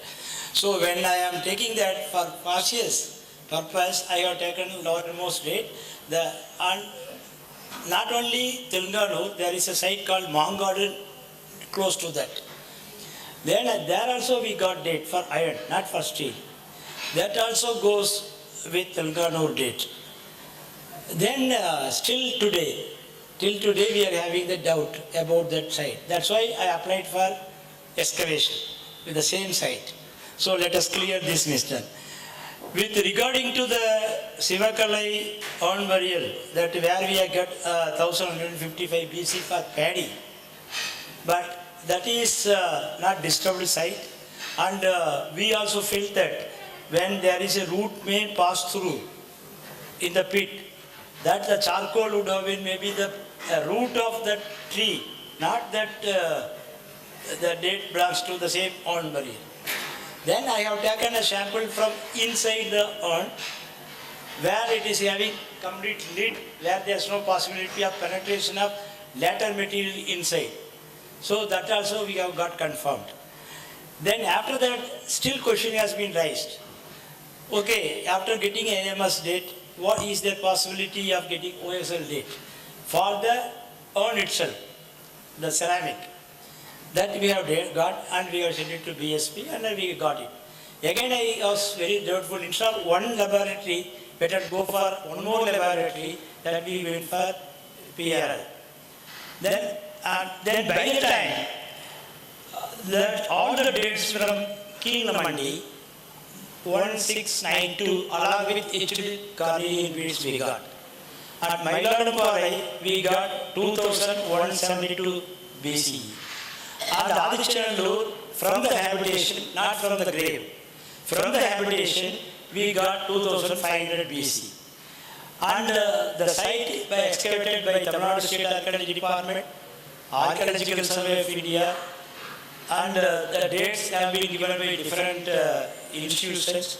So which all made us to convince. For your information, the first date I got 3 years back, I said I will not disclose because I am not convinced. How can I convince my fellow archaeologists? So after 3 years only, after again going for excavation, after again getting a series of dates, not only from that side, but from Telangana, Mangadu, and your Sivakalai, Adichanallur, Mailaduparai, all the sites only I have completely convinced. With Neolithic Iron Age overlapping, there is issue within Tamil Nadu. In the northern part of Tamil Nadu, we are having a microlithic. We got the date from recently from Oxford, 10,000 BC. Then we are having Neolithic. Then we are having Iron Age. But if I go for southern Tamil Nadu, I am having microlithic, after that Iron Age. No copper age of entire Tamil Nadu, and no copper age or Neolithic period in southern Tamil Nadu. Microlithic to Iron Age directly. So this situation, not only one site, there are several sites like Tiruveli, Mangudi, there are several sites which is showing only microlithic then to Iron Age. So this Neolithic Iron Age overlap may helpful for Karnataka and extension of Karnataka, like a Mysore region, Mysore plateau in our Tamil Nadu, Dharmaburi, like B. Narasimhaiah has done a wonderful job there. And Archaeology, as I told you, it's so fascinating. There was a huge tank, there was heavy water. So no one has been bothered about, we could not able to locate the habitation. When there was a repair has to be carried out in the tank, so they drained out all the water. In that, we have come across a habitation mound. So immediately we swing into the action, and Dr. Yatish Kumar is right now here, he excavated, and I told that because before the water comes in, please kindly take care of collecting all the samples so that we could be able to date them. So he collected the samples by the Archaeological Survey of India, we got the data 2500 BC. Then I never use the word megalithic because I am so, nowadays I am hating the megalithic. The problem is that it is from 2500 BC and 2020 and after that we are having other dates within that Archaeological Survey of India has published. Then Tamil Nadu State Archaeology Department he is the excavator right now here. He also identified the habitation site. And he also excavated, a lot of raw material has been brought out. So the aim and objective of our excavation going to Archaeology is not to excavate on burial, to identify the habitation. That was the task given to him, and he has identified the habitation, he has excavated the site. Can you be brief? Can you be brief now? Yeah. Last question. So, megalithic starts from the word megalithic, the term itself. There is no mega or there is no lithic in southern part of Tamil Nadu. So, what are on burial? So, normally we use on burial, early historic on burial, Iron Age on burial, like the nowadays we are using. And inside the cyst, we got inscribed parcels. So, it is early historic megalithic monuments we call it nowadays. So, the continuations, this contamination of the sample, and also we are taking most care, and moreover different agencies are collecting the sample, different institutions are dating, not only from Tamil Nadu State Archaeology. All the dates, in particular when coming to the southern part of Tamil Nadu, it goes hand in hand. So that way, we believe that let us bring all these dates in front of the scholars, let them debate, let them discuss, let them deny also. So our duty is to place all the data, and even the 2 dates which is the Telangana, faithfully we have documented. And we so Dr. Rajan, I am totally convinced, and I know how sincere you have been with your work. My own pointing out to these facts is only to preempt that when it goes to the world, such questions which as a very ordinary archaeologist, if I can look at them and point out to these possible anomalies, you may have to face very tough times when you have to explain these things. But I think you should stand your ground, and the dates are very, very reliable. Otherwise, the context is very, very reliable. Yet, in archaeology, we know that there are always possibilities of some errors, unforeseen conditions arising at particular time where something can go wrong. So that is the only reason why I thought of underlining. No, I have taken your advice very seriously and also carefully. In future, our excavations, we are go on doing excavation. We will be with more data, so that within 10 years of time or 25 years, you come to know that what is the real status of this. Those who have been so used to having Eurocentric viewpoint, they will not very easily yield to any such evidence coming forth from this part of the world. Thank you, thank you. Dr. Rajan, can I ask you something? Actually, we are speaking about the dates. You are giving those numbers, 2000, 2900, etc., etc. Now, do you have any other kind of indications of having the metallurgical operation in that region? Like, for example, the ore and the furnace, the remains of the furnace, slag, tuer, or anything of that sort? Anything of that smelting operation or anything of the smeltery practice? Not necessarily within that particular area, but maybe in and around that area, maybe around 25 kilometers or something like that, which gives you some idea about the manufacturing processes, and also which can be considered as the archaeological indicators for establishing that there was iron metallurgy was there. Because this is quite important, because if you look at the works done, we said very old one, Lambert Karlovsky's work on the Iranian plateau, the kind of developments that he was bringing up in different stages of production and all those things. Do you have anything of that sort in this region? Or, one more question that is connected with that, are there any ore deposits being exploited by this community? Do we have any kind of archaeological indicators on that? Actually, when we got the date, the question will come, where is first iron ore, then slag, and also furnace. These three things is very much important to establish what we are getting in Adichandur or Sivakalai or whatever the site. We are having with us, as a part of the urn burial, that urn, inside we are having a slag in Sivakalai, and also Archaeology also we are having that slag. With regarding to the furnace, on the northern bank, just a few kilometers away from Archaeology, we are having one place called Kuruchi. What the name of Kuruchi?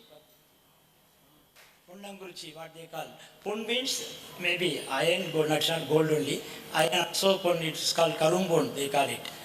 So that area we have identified that where we are having the furnace. Still we have to excavate. So it's only our beginning of our research. I can't say that it is the end of our research, because first step we have taken. We are having several such questions we are supposed to answer, and we are aware of that one. That's why in that angle only we are doing our research. So that's why we are Telangana or Mangadu excavation. We want to go there. Again we want to excavate, because as she rightly pointed out, it is a disturbed pit burial. So I want to go and excavate the site and correct the data, whether steel is available or there. If it is available, where is the furnace, everything we will take into care. So it may give me kindly about minimum of 10 years to establish all these questions. Anyone else has any questions? One more question I will allow. No? So that means thank you very much for the presentation, and also thank you very much for the discussion. And can we go to the next speaker? Is she online?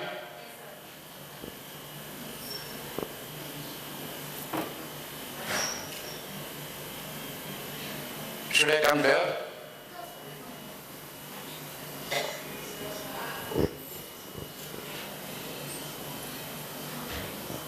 If I speak from here, will she hear? Okay.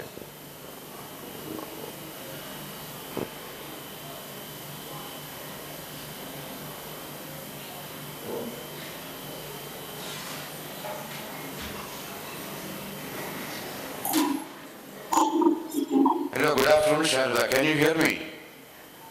Yes, I can. Thank you. Can you hear me? And this is Krishnan and from MS University, and you will be given half an hour for your presentation. Okay? Then there will be some question answers and all those things. Okay? Yeah. So you can start now. Thank you. So do I start sharing my screen? Yes, we can. Okay. You can hear, huh?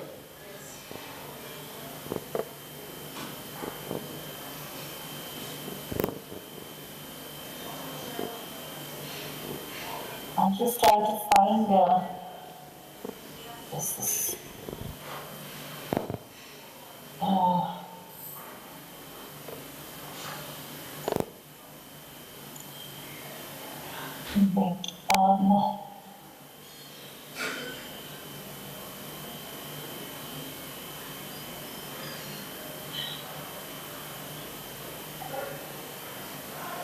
That's it.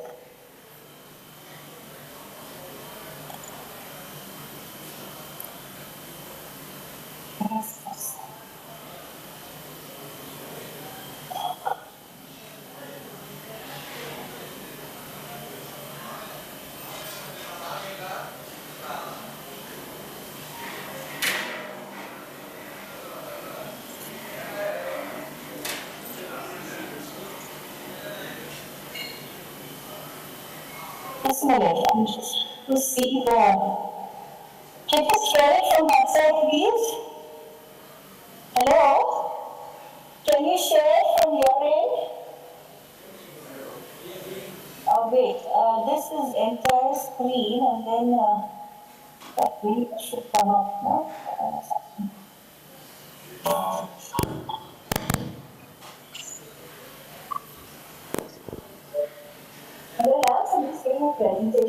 Hello, we are sharing it from here. Yeah, okay.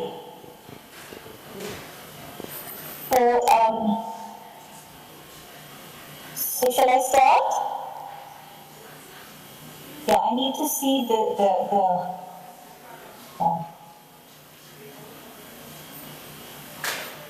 So how do I tell you to advance the screen? I tell you to advance it, is it? Hello? Okay, good day to you.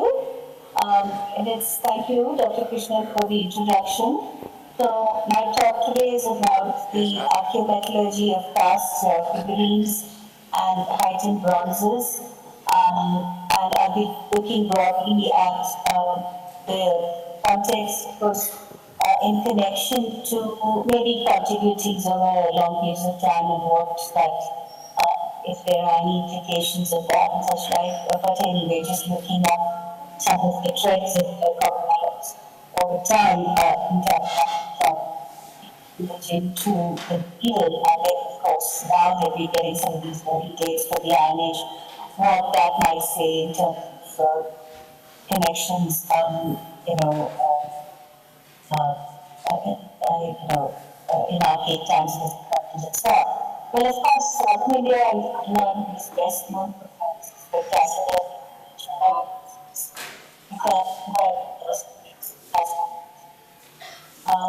maybe I'll cut off my screen here so that my audio is not affected too much. Of course, we mentioned most famous for the Chola icons of Egypt. And we do know that there are long-standing continuities in terms of the making of metal figurines in the subcontinent and earliest... Hello, Sharada, can I interfere? Hello. Hello? Yes, there is some problem in your audio. Can you, set it, please? Because we are not able to hear you properly. Hello, can you hear me now? No, can you... Is this better? It is better now, yeah. This is better, okay. Yeah, okay. I have some headphones which were probably not so good, so I'll just try to speak loudly like this, yeah? Okay, so of course, Actually, I think there is some technical advisors coming forward, please. Hello? Hello, yeah, there is, again there is a problem in the audio. So there is some suggestion from one of those technical persons. Ma'am, do you have a headset with a mic attached, and equipment that can maybe help channel your voice into it for better dispersion here? Yeah, so I put the headphone just now, but they were saying there's some problem, right? Otherwise, I could, but then laptop... Maybe you can try it once more for us to see if that's better. Yeah, now, is that better? Yeah, I think it's better. This is better. This is better? Yes, ma'am. Thank you. Okay. So, of course, when we look at the Mohenjo-daro dancing girl of 2500 BC, we do see certain archaic features and contiguities. For example, with this was an excavation from Dholavira, and you see that she's wearing the armful of bangles, which is a bit similar to the dancing girl. And she also has a bun to the side, which is a koikot, which you also find in Tamil Nadu amongst the Kota community. And this is that style of gestures and so on with the hands. You also see that so much in sculpture and also in the dance tradition, the Katta and Dola, so at least some variations. But anyway, these are just universal symbols. So, but it's just has been brought to light that like even Zimmer had a comment on that to make in terms of the comparison in terms of the attitude, the banga and so on, with the leg flexion with the dancing. Next slide, please. And since I also have, this is in Tamil Nadu, and since I have a background in Bharatanatyam, that's why I decided to start off with this, since it's a that is close to many of us in this state group, trained in Bharatanatyam and so on. And you also get the figurine from Dholavira and this Raki Reddy portrait with depicting this with the hand on the hip, which is again something that is very commonly seen in the Bharatanatyam dance costume in Padir, which is in the Sadirhat, and also you see the heritage dancers standing like that, with the hand on the hip. And that also is, the Bharatanatyam tradition is derived from Sadir and so on.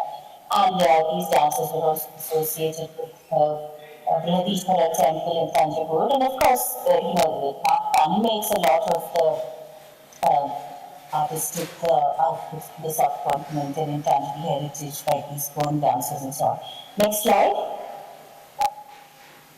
And so these kind of analogies, you do come to mind with some of the other artifacts also. For instance, there is this Dynamite bronze with the of an elephant, and what you can see markedly. So this is dated arguably to the late Harappan period of about 500 BC, which is found in Dynamite, and you see the holes at the base of that elephant, which do recall to processional holes.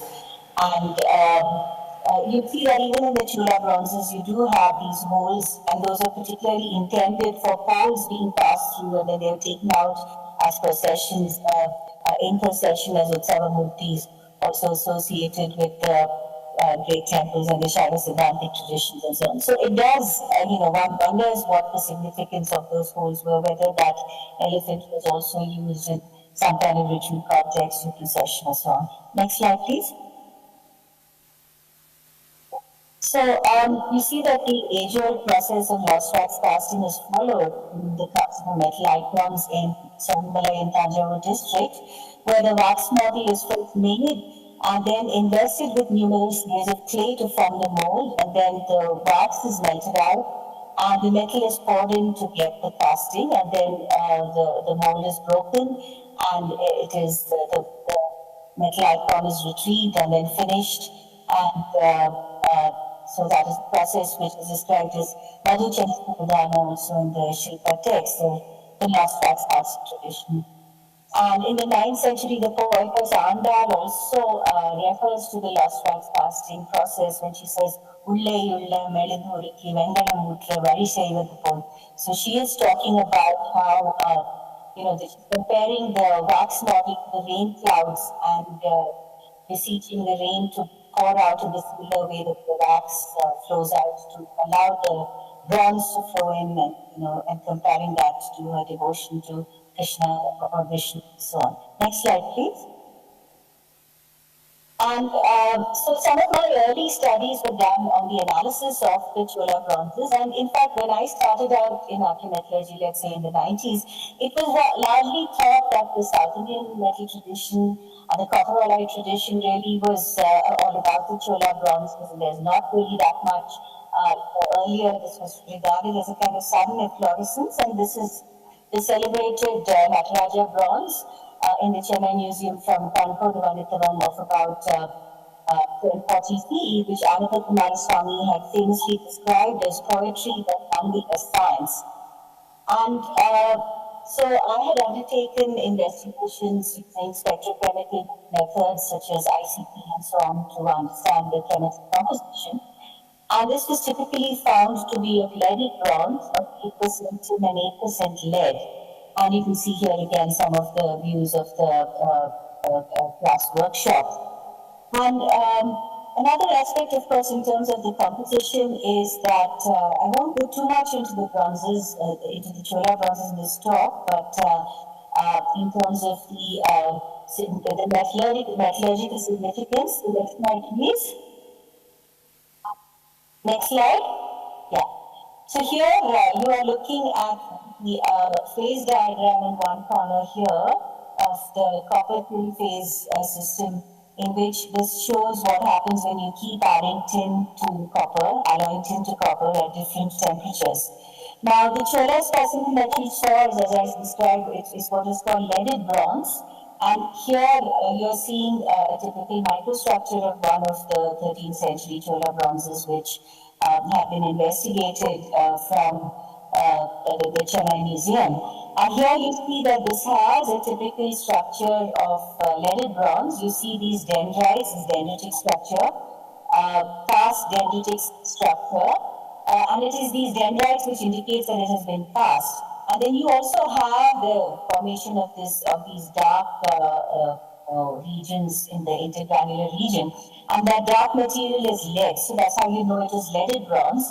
And now bronze by itself, of course, the addition of tin to copper hardens it, but bronze by itself is not very castable, so that's why lead was being added.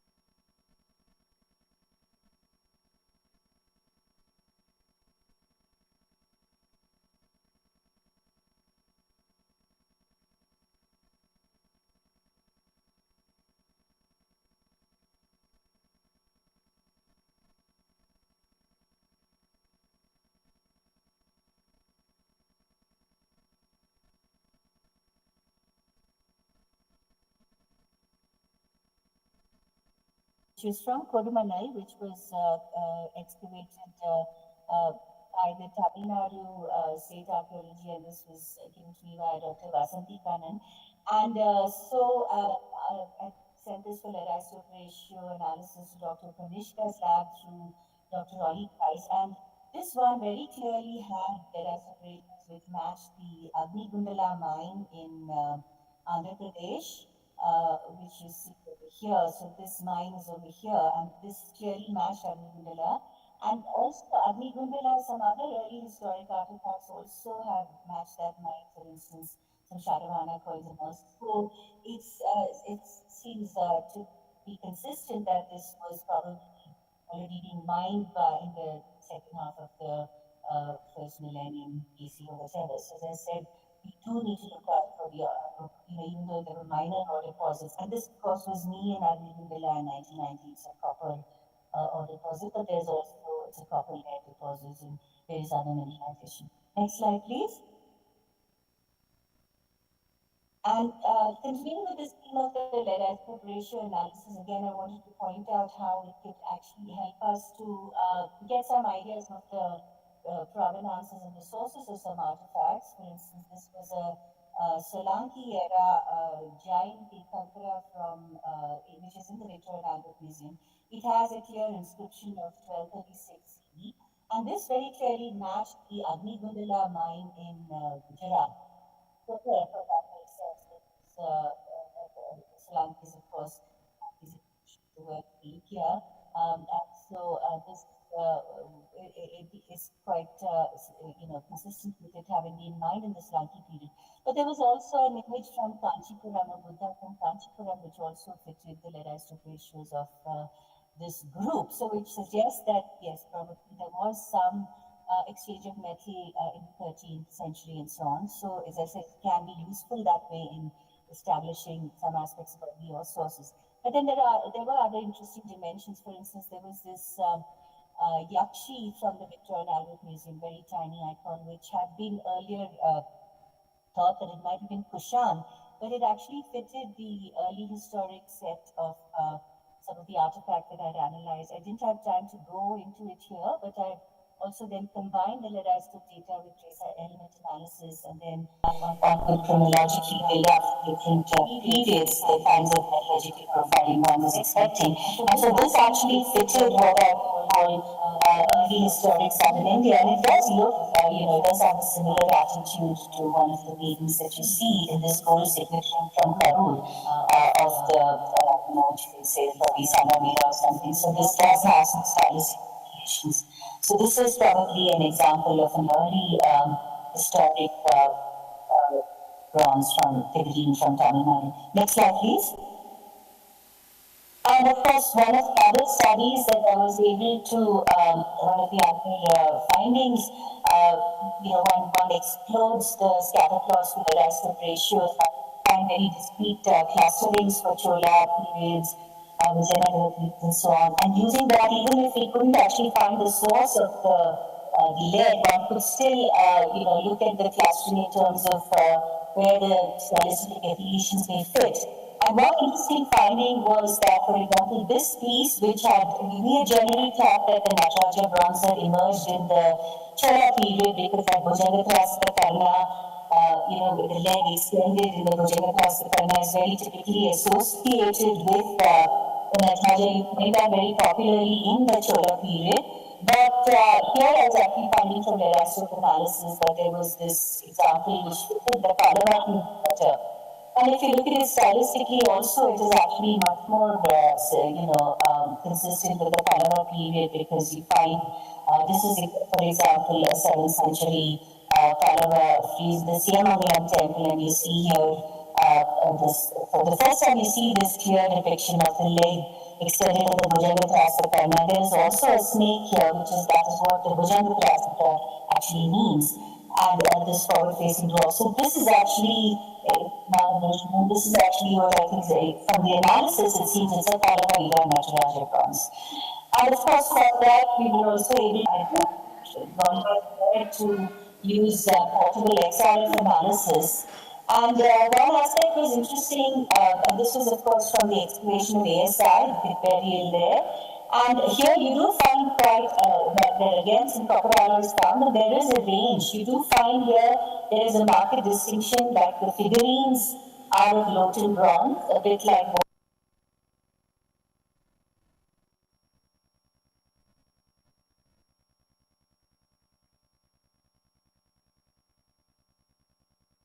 the fish with about 5% tin. But we were also finding some examples of heightened bronze, but this is only from portable XRF, so you need to do the analysis to really confirm. But for instance, this fragment had more tin than copper, which was also quite interesting. Next slide, please. And how much time do I have, please? You hardly have, you have exhausted the time. Half an hour is over. Oh, okay, I'll just quickly, just 2 minutes. 2 minutes, yes. Quite a lot more slides. Okay, I couldn't exactly. Can I see the next slide, please? Yeah, okay, so this was actually found to have the composition of heightened bronze 22.8%, 2 fragments from additional. Next slide, please. And of course, just to point out that there could have been a connection. We can't rule out the possibility that this is a tradition which goes back to, to the use of the binary bronze in the Harappan tradition, because you do find 2 specimens from Madurai excavation with 22% and 27% tin, but we don't know without the metallurgical analysis what composition it is. But we do find the use of binary, of course, Lotan bronze. This is from Palur. Next slide. Let's quickly just show it. Next slide, please. Yeah, this again from Nilgiris, a couple of heightened bronzes. Next slide. And this is, of course, the mirror-making tradition, which uses another composition of delta bronze, which is another intermetallic compound of 32.6% tin, and to make the mirror in Kerala. And why I showed this, of course, this is made by a process of a very thin blank in this crucible-cam mold. Next slide. And then the delta bronze, of course, has a very silvery white effect, and that's why they were aiming for the 32.6% in bronze. And these were used to make mirrors, which you see again that is depicted a lot in sculpture. Next slide. And there is one find from the Nilgiri cairns, which is reported to be a mirror with 30% tin. So again, there is some element of continuity there. Next slide, please. And finally, I just wanted to point to, this puzzling fact that there are some archaic elements, in the Iron Age, early historic, which have continuities with Harappan material culture. For instance, this Archaeology figurine, which has similarities with Indus terracotta as the kind of compound and, the hairstyle. And then, as I said, this was a dog that was analyzed with Lotan bronze. And, this PORUNAI, this tiger figurine, and you also see some Harappan 9 heads. So I think now that we are getting these very early dates from the Tamil Nadu's Iron Age, I think we need to look at this prospect more seriously, whether there were these early maritime connections which could explain the emergence of, just the fact that you are getting some of these copper bronze artifacts with such similarities and so on, quite apart from what the implications are for the Iron Age, whether it was copper smelters who accidentally experimented with iron ores, and then that led to, the emergence of iron smelting. Because the problem again with metal artifacts and bronze is that if they are hoarded, we don't know the date, just how early or later. The next last slide. And because I think we also started off mentioning the Nilgiris and the Kotas. These aspects of intangible heritage also is kind of very struck by. This was a small piece of terracotta there, and you see again that had some kind of diamond kind of look, very debased, of course, according to the Madurai that is from the Nilgiri cairns and this Kota piece. And then again the Toda buffalo motif, you find that in Adishinu. It is also there in the Nilgiri cairns. Of course, that buffalo motif also goes all the way back to the context. So it's just, now in the light of all this growing evidence, I think, one needs just at least take take into consideration that there are some of these contiguities over time and, whatever the connections across regions and so on, if, whether those are possibilities anyway. So thank you very much for your time. I'm really sorry I overran, but it's always difficult when it's a online thing. Thank you. Thank you very much for that wonderful presentation. I'm grateful to Dr. Rajan and State ASI and the Archaeological Survey and the Garment Museum and all, so many people to be acknowledged in the journey on that slide. Yeah. So. Thank you very much. Is there any question? Akhilesh, you have?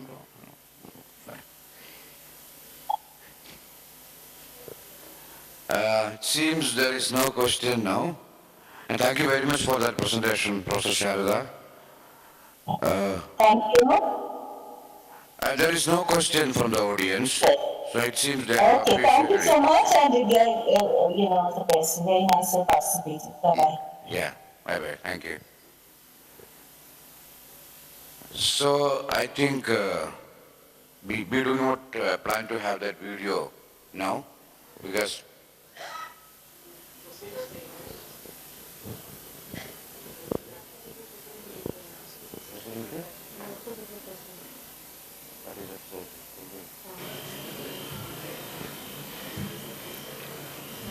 let's take a moment to felicitate the speaker.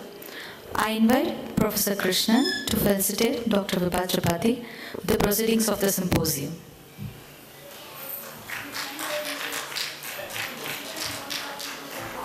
yeah.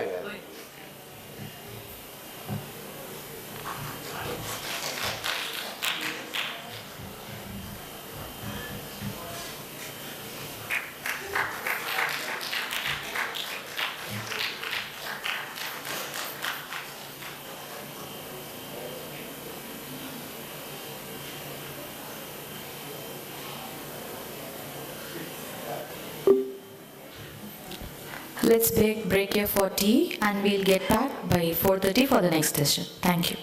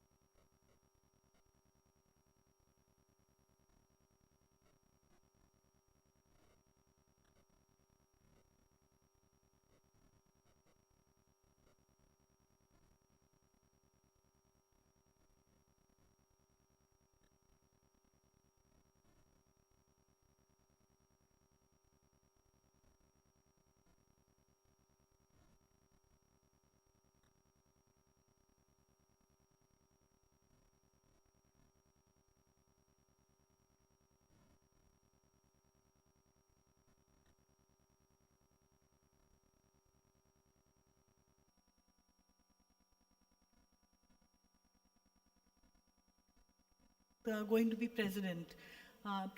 So firstly, I'd like to introduce the speakers. We have Dr. Sunil Kumar Patnaik, very eminent scholar.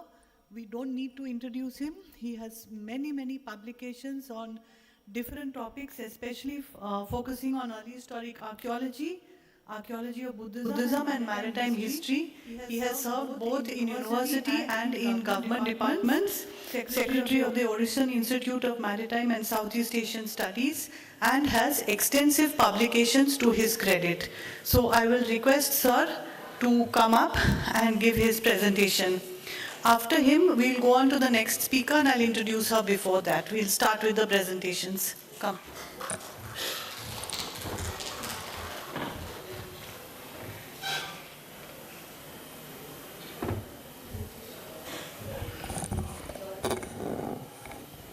Thanks, Dr. Sandeep Babu.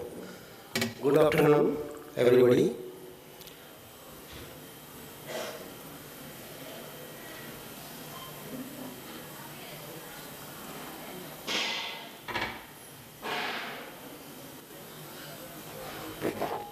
This is my paper is all about the recent excavations in a port site called Palur.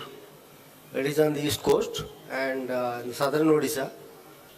Why it is relevant to this conference? Because the excavation proposal was moved through Tamil Nadu Archaeology. They have requested us to carry out the excavation at Palur site because in 2000, it was around 2020, 21-22. So they visited, we all together, Sivanathan Rajan sir, and we visited the site. And we were also inclined, at that time we were also thinking to take up some excavation, but a request come from Tamil Nadu Archaeology. Then we jointly, we did excavation there, we did excavate the site for one season only. And this is a port site. It was reported by Ptolemy in 2nd century AD. Excuse me, sir. Sir, can you speak more into the mic? Not audible. Yeah, little bit. Next. Yeah.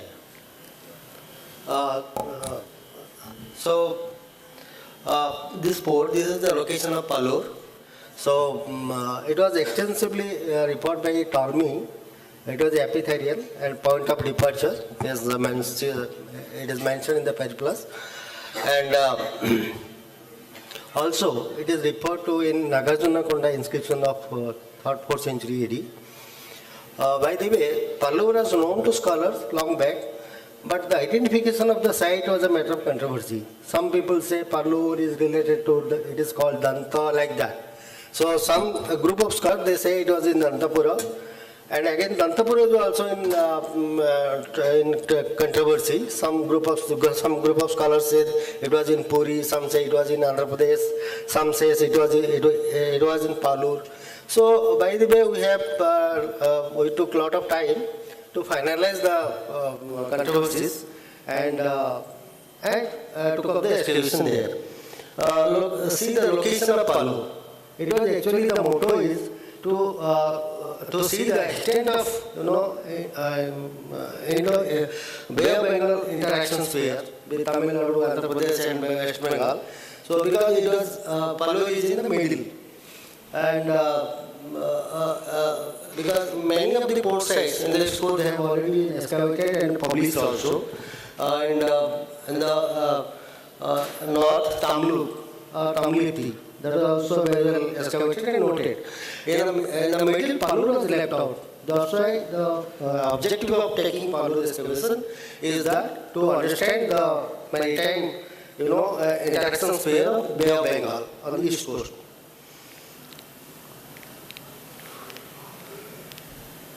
So this is our area. Tamilpi, Palur and Kalingapatna, they are all in between around within 250, 300, within 300 kilometer distance. It is in the same line, that is in Ganga, Rupnarayan river in Tamilpi, Palur is in Rishupaliya river, and Kalingapatna in Bansadhara river. So this is the tagline, and all these three ports are heavily described in literature. The more helpful to find out the cultural sequence of this site, Tamilpi is backed by urban site, Chandrakirugad, and nearby Buddhist site, that is Moghalmari, Dantun and other places. The same kind of sequence we are getting all through the port site. And Palur is also backed by Jogugada, that is Somapa, that is also an inscription, and that is also a urban site. It is 30 kilometers towards west of Palur. And Kalingapatna is also having the same kind of ecosystem, having Dantapura and another is Saliundam, Buddhist site and urban site. So the repetition of port, urban site and Buddhist settlement, you can see all along from Ganga to Godavari or Krishna river. the same ecosystem, the same kind of settlement pattern. There must be a port in and around, there must be a Buddhist site, very big Buddhist settlements, and must be an urban site, starting from Chandraketughat to Amaravati. So it's a very interesting area of study of the coastal area. This is Jaugarh, the Kalinga area, and Palur is on the coast. And this is the distribution of the sites all along from Chandraketughat to Nagarjunakonda, Amaravati. Same kind, there is no gap. If you codify it, you can find a straight line, just like a national highway, and resting places are there. Temple site, pilgrim site, urban site, and port site. It's a fantastic picture is evolving. This is all these sites. In between, big sites like Lalitgiri, Ratnagiri, Radhanagar, all these big, large Buddhist sites are there in between. And here also Kalingapatna, Salinam, Parvalkota, Thathalkonda, near Visakhapatnam, Bavikonda, Lingalakonda, all are Buddhist sites. And all the date of all these sites, most of them belong to 2nd century BC. They start from 3rd, 2nd century BC. Some 3rd century BC, some 2nd century BC, and it continues. Actually, this gives us ample scope to study the Palur. Here, now we come to the Palur area. It is actually in the southern end of the Chilka lake. It's a Chilka and a river, basically is there. And before our excavation, there are 2-3 other sites already been excavated by our institute. That is Manipatna and Gorampatna. And recently, before us, Kankekuda is another place that is also excavated by the Deccan College. So, but these are all minor sites. Of course, archaeological materials are there, but not as that of Palur. But Palur was the main area, so we propose that Palur is the name of the whole region. By the way, these are the modern names, and because no other references are found in any other literature or inscription. But Palur is mentioned everywhere till Portuguese period. This is how Southeast Asia and East Coast is complement each other. Why this East Coast? There is a fundamental, trade activities. Whosoever start their trade, boats and all that, traveling in East Coast, he must have to touch to the point up to Tamil coast. After that, that boat has to touch Sri Lanka coast. After that boat will travel either to Sumatra or to Kedah. In this way, in southern side. In northern side, if you travel to northern side, that boat must go to Tamilti, then go to Myanmar, and that way they will come to Malacca, Gulf of Malacca. So that is the truth. They can't go directly to Andaman Nicobar and Sumatra or Thailand or Malaysia. There is no direct connection. So this is, look at the Chilka area, and this is Palur. This is the river Sukle, Jogad is there, and Palur is here. Manipatna, the date of Manipatna goes to 1st century BC and down to 18th century AD.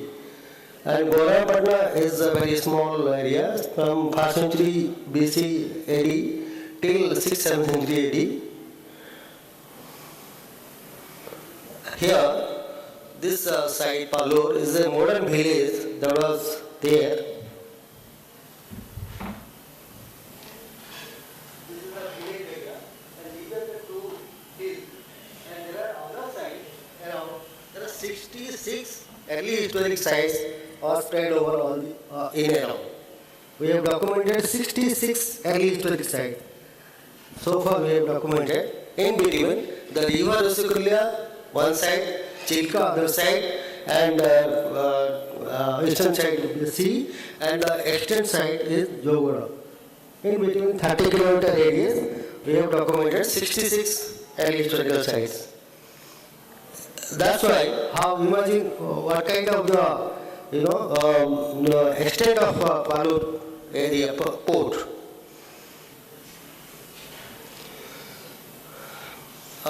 During our exploration, we found Rajan sir there. This is one kind of Shivalinga. Now the local people worshipping say stone pillar, and all the scholars before us, they say this is a Shivalinga or some kind of stone, but it is a Bodhi stupa. We have identified it because sockets are there, and in the down below there is also pedestal. So it's a Bodhi stupa. This is the Dumnagiri or Palur hill. And we climbed the hill. This is a small hill. We climbed the hill, taking 20 people with us, and we found there is another stone stupa on the top. This is called Palur hill, and it is a stupa on the top. Same kind of stupas are found all along the coast. Aragon I have excavated earlier, one site that is near Bhubaneswar in Daya river. Aragon is just like a stupa. It is stone stupas are available. Lalitagiri, the main stupa is also stone stupa. Aragon stupa is there. Then Lingalakonda and other stupas in the down south. In Saliundam area also there are so many stupas like this. So this actually helps us to identify the Palur, to understand the Palur area site. And this is Jogura nearby. The Jogura is well-known site. And this is another site nearby only. This is a Portuguese fort. This is Portuguese and Dutch fort. Still it is visible, and after that Britishers also took over. So this is on the mouth of Rishigolia. This is the water bodies around, and these are the areas we have plotted for undertaking excavations, and we could undertake 4 areas. We could identify 4 areas for excavation, but 2 areas, 1 and 2, we didn't get any kind of much historical material, but 3 and 4 it yielded very good result. This is Palur 1 and this is Palur 2. This is a medieval area. Only large number of potsherds and all that. This is Palur 3. Here we got number of materials, and this is Palur 4. So 3 and 4 actually they have given us the identification of the site, and it dates back to 5th, 6th century BC. Can continue up to 3rd, 4th century CE. And we have divided, there are 9 layers, and we have divided into 4 periods. These are the 9 layers. This is our index strength, and we have 9 layers. We have divided into 4 cultural phases. And this is the first phase, having handmade potteries and some cord impression potteries, up to the total deposit about 3.29 meters.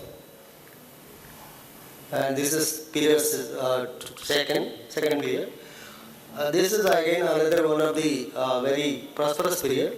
RPW, redware with black painting, and these are the fine redware, black and redware. Along with other bangles, cell bangles, glass and cell bangles, stone and terracotta beads, kauri, ivory, all, bone point, all other materials we got from this level. This is the 3rd phase, and we are getting this red polished deluxe ware. We are not yet able to identify this ware, what could be, because everybody, whole Tamil Nadu team, they have examined it, and but we are not sure whether it is our Indian pottery or outside pottery. We submitted samples to DSIP also, and we have taken XRD, we did XRD in IIMT, Indian Institute of Metals and Minerals and Metals at Bhubaneswar, and some samples also submitted to Mumbai IIT for examination. And this is NBPW, and Micas is black polish ware and nord ware. These are the common wares. And this actually we are getting a post-Mauryan period. It is very well known, nothing to discuss here. And these are the inscribed black and white ware. That is Om Garudaya Nama, and that is a datable object. It belongs to 1st century BC AD. And this is a rollated ware, as you know very well, and stamped ware. Stamped ware is another characteristics of this coast. We are getting from number of sites like Kottapatnam, from Raos or is done excavating Kottapatnam, and other sites we are getting number of stamped ware. And these are the overview of ceramic tile we are getting from the different cultural levels. Same what we have discussed. And this is a perforated shroud, but it is a single shroud only. And these are the glass beads and bangles. And this is another important finding. We are getting 300 number of this graffiti marks. This is the largest so far in after Tamil Nadu in eastern coast. And we are getting 300, we have counted and documented 300 graffiti marks from the second and third phase, cultural phase. And that is mostly in red ware, and some of them are in black and red ware. These are terracotta objects and other objects, and these are the beads and ivory stylus. Bone points, graffiti cells, and again this is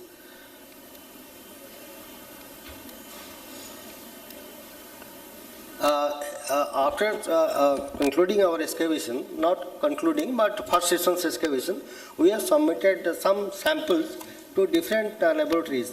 The preliminary study what they have submitted, it is only because it is a technical paper. And one my colleagues there, he is a manager Singh. He was working with National Museum. And one more colleague, he is a superintending archaeological chemist in Bhubaneswar Circle. They have actually done the scientific analysis. I am just going through the overview what they have submitted. They did XRD analysis and STEM analysis. Everything is there in this paper, in this proceedings. The whole paper is printed in the proceeding. FITR analysis also. But my concern is here, because what I understand, because they have only submitted recently, I am just going through the XRD report. Some of the potteries, the temperature, the firing temperature, it is up to 950 to 1000 degrees centigrade. Some of the samples, and most of the samples, 50% 950 to 1000 centigrade, and others are 500 to 600 centigrade. So now the question is, and wherever in other sites, let us see the firing temperature. What kind of the firing temperature done with the other potteries from other sites? That we have to take up now. And I have submitted everything to the Tamil Nadu State Archaeology, this graffiti marks and potteries, everything. We are working together. And let us hope. But the thing is that two varieties of potteries, that one is black polish ware, then red polish deluxe ware. These two varieties are very unique there, and our study is going on. And it helps us to deduce the cultural relation with some other, whether it is Roman or Indonesian or Sri Lankan. Let us hope we will find in the future research. Thank you very much.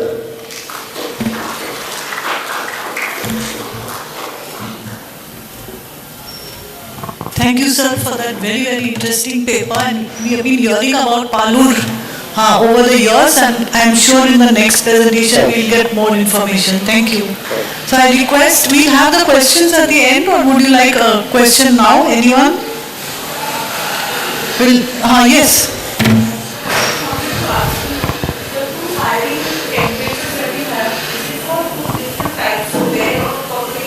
Yeah. So, and maybe one of them could be for like, do you think it's a functional thing also, that maybe one is a special type which is why they had to fire it at a higher this thing. And Yes. We have actually submitted 8 samples, and all the samples are detailed there in this proceeding. Lambda is there and photo is also there. 2, 3, 5 that is one group, and 1, 7, 8 in another group, like that. And the filing technology, everything is described there. Okay, thank you, sir. We call upon Dr. Oishi Roy. Now, I think Dr. Oishi is also very well known to all of us. She's an expert in iron technology, did her PhD from MS University under Professor Krishnan sir here. And she's passionately interested in ethnoarchaeology and experimental as related to iron. So we look forward to Oishi's paper and hand it over to you. Thank you, ma'am.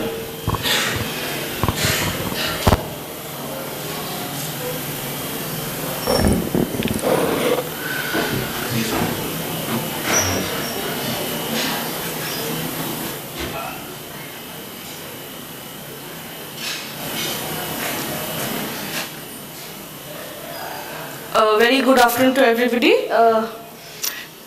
I'm Dr. Oishi Roy, and I've been working on early Iron Age artifacts. And this is actually was a major crux of my PhD work. And as you can see, it is recent archaeometallurgical investigations in the early Iron Age sites of Vidarbha and its relevance in southern India. So why am I looking at this construct? Because when we look at Vidarbha, it is actually on the border of southern India. And we have one major similarity, that is the megalithic culture. But the dissimilarity is in the types of the megaliths that we are getting in Vidarbha and the types we are getting in southern India. We do not get a variety of megalithic burials. We are mainly restricted to stone circles, cairns, and menhirs in Vidarbha.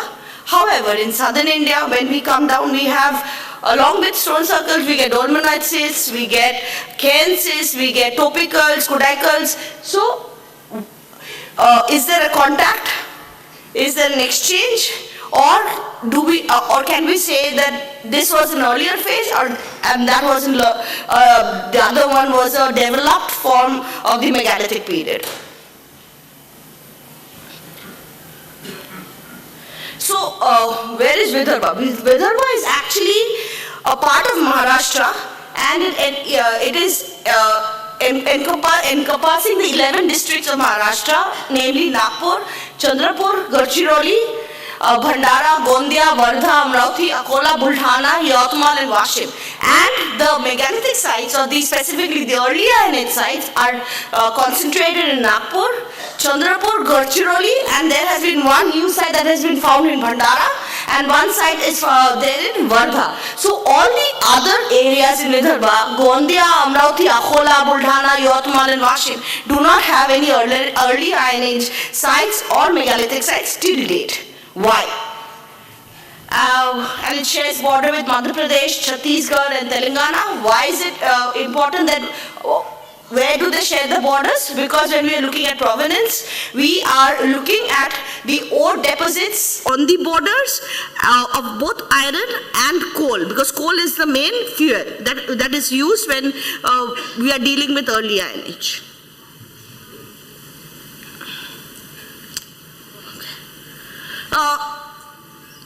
I always use a term because I like that sentence. Culture is the extrasomatic means of adaptation.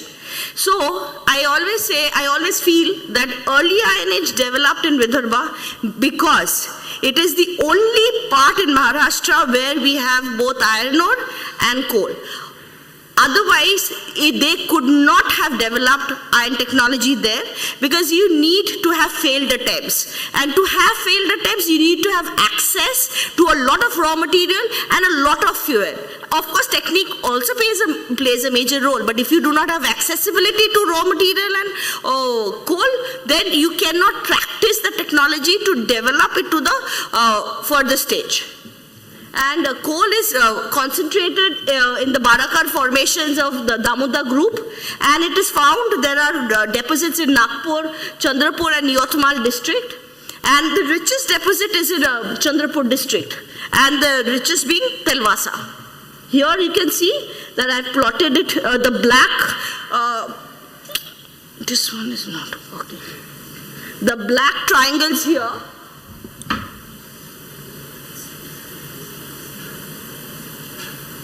are basically the coal deposits, and the red stars are basically the Iron Age sites. So this map will actually give you iron deposits, because this will give you an idea the close proximity of the sites to the provenance to the coal deposits and the iron deposits.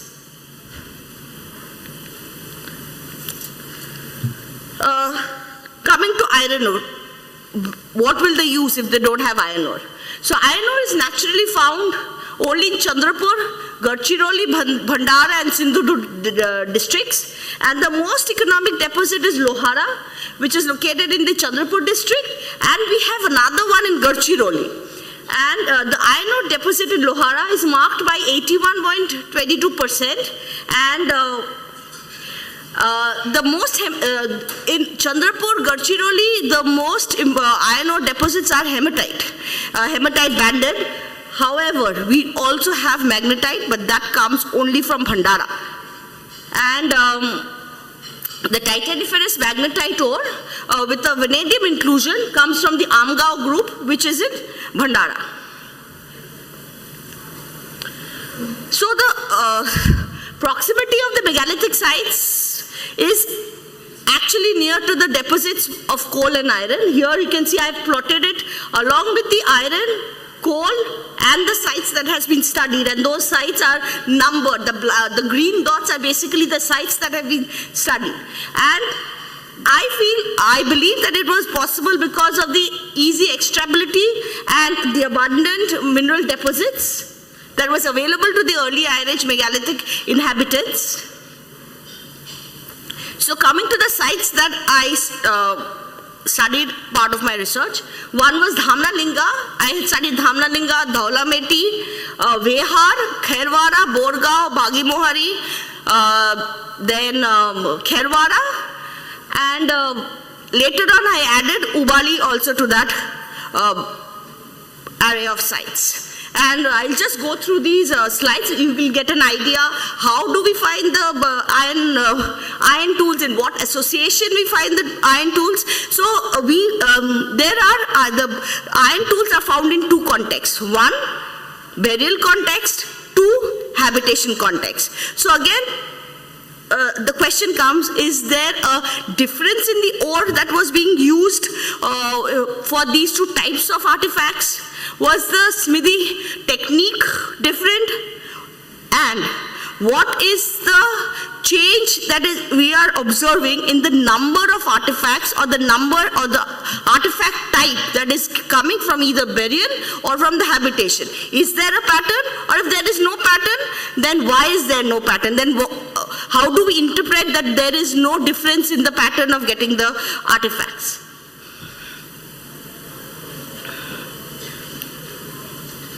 Vehar was actually important because this was a double stone circle burial. So you got a central burial which had 60 iron artifacts, and the outer burial had two more burials, and those two burials had 35 iron tools associated with each of the burials. So they had, the excavator interpreted it that it was the burial of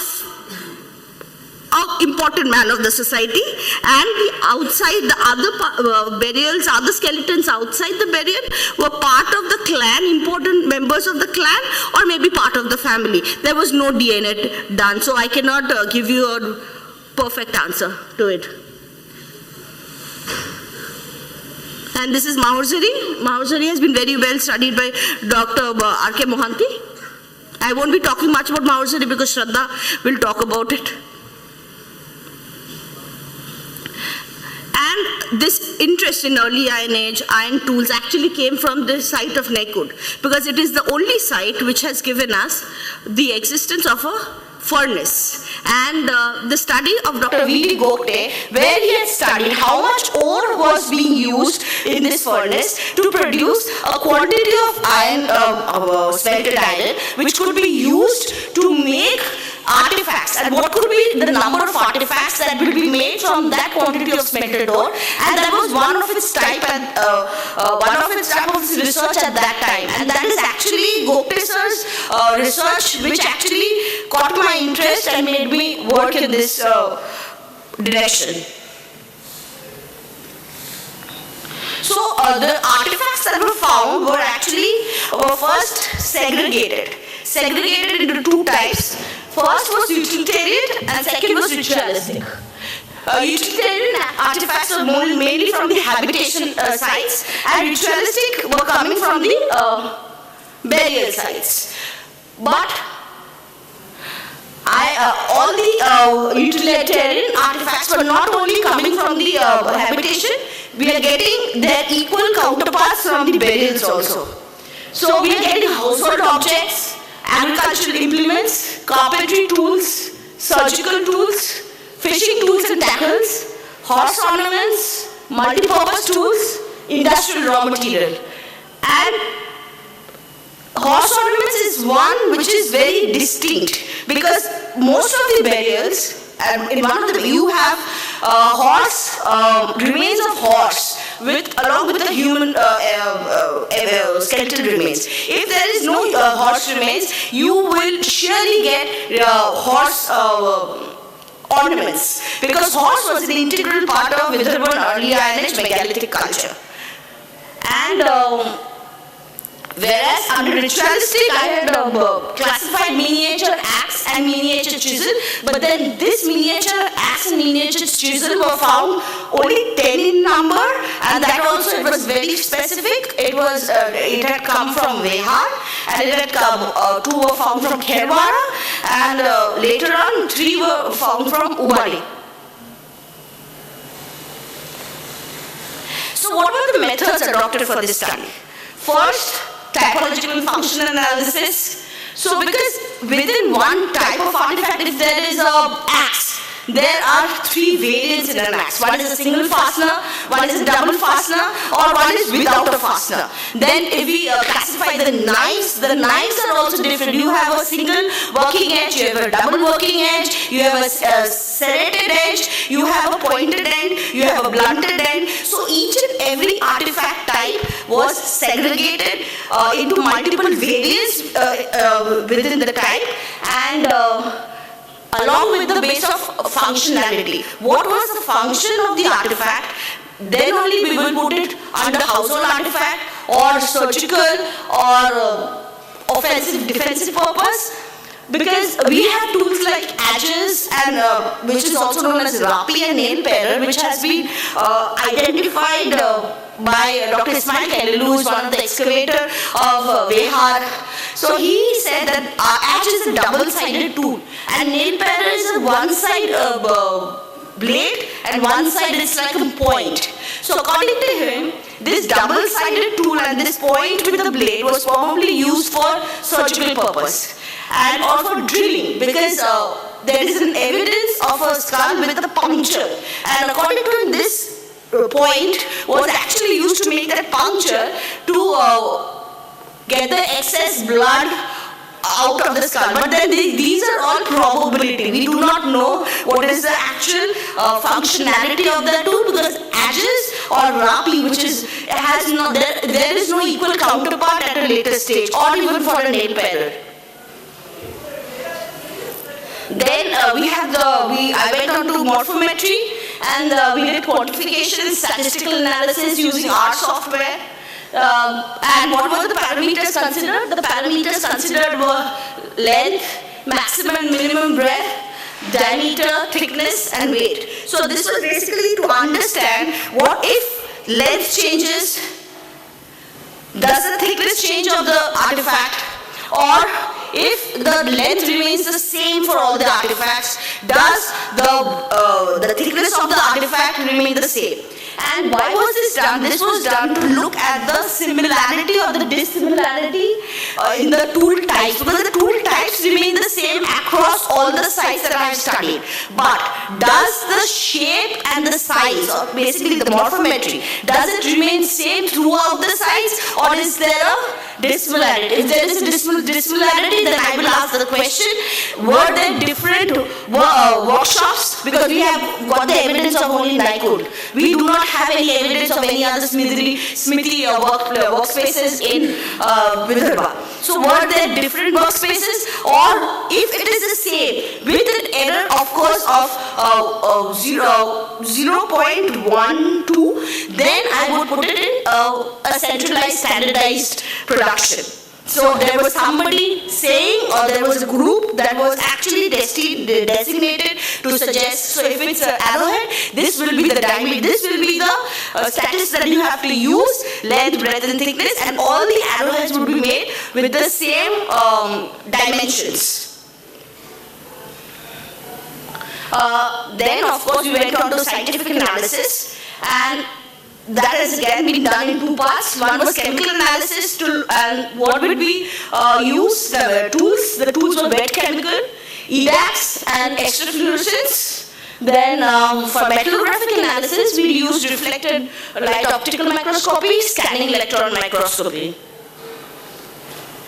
So this is how we prepared the sample, and this is a very nice photograph. Not all the artifacts were so good, or most of them I did not even have a complete artifact, because as you all know, we are not allowed to destroy any artifact. Most of them were fragments which I could identify that they are part of an artifact, and then they were mounted using a cold mounting powder and a liquid, and then they were mounted, and then they were processed using emily paper, cloth polishing, alumina silicate, then diamond polish, and then we went on to the etchant. Usually for all these samples, nitrile worked, which is basically HNO3 plus ethanol. And the other methodology that was used was basically ethnographic survey. So ethnographic survey was done with the Lohar community, and it was undertaken at two places. One was in Uvali site in Nagpur, and this workshop was exactly beside the Uvali megalithic site. And the other one was done in Bhamnagar in Gadchiroli. The other Lohar was recording it in Bhamnagar and Gadchiroli, and this was done so that we could understand that if we instruct the Lohar to make a duplicate copy of an archaeological tool like an adze or a nail parer, what method or what techniques will he use, and what treatment will he do? Will he quench both the blade and the shaft, or will he quench only the shaft? And what will be the forging techniques? What will be the temperature that is rising inside his furnace? And would he prepare it alone, or would he also ask his apprentice? And if he gets his apprentice, which would be the area in that sample that the apprentice would work on?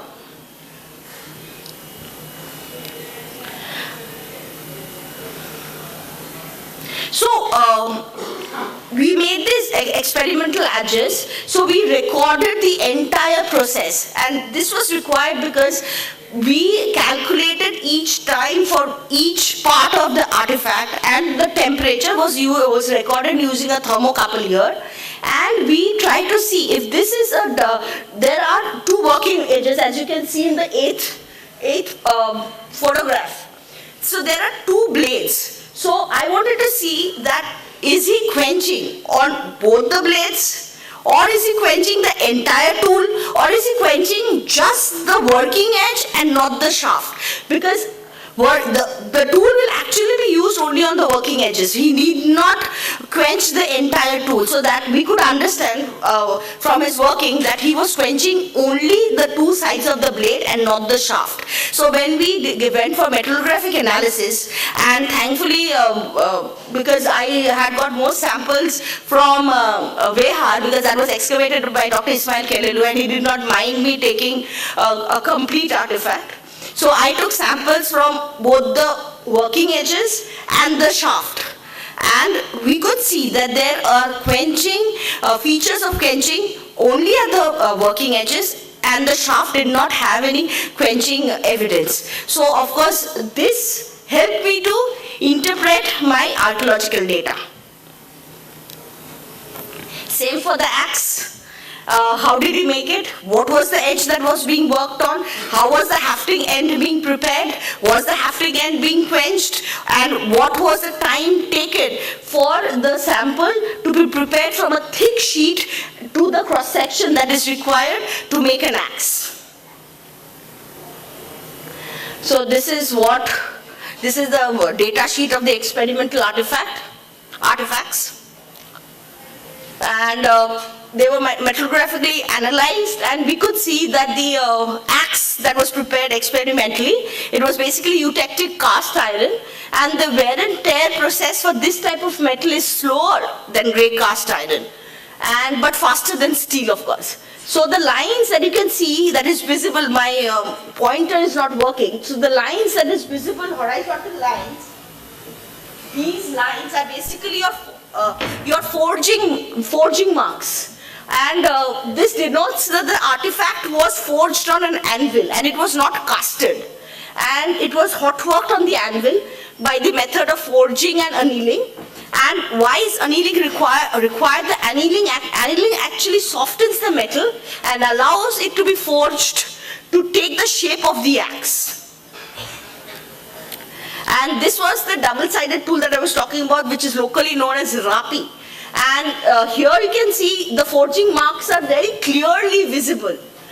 And this is basically a ferrite structure, and the artifact was carburized. Carburized means infusion of carbon into your microstructure. 5 minutes. And carbon, okay.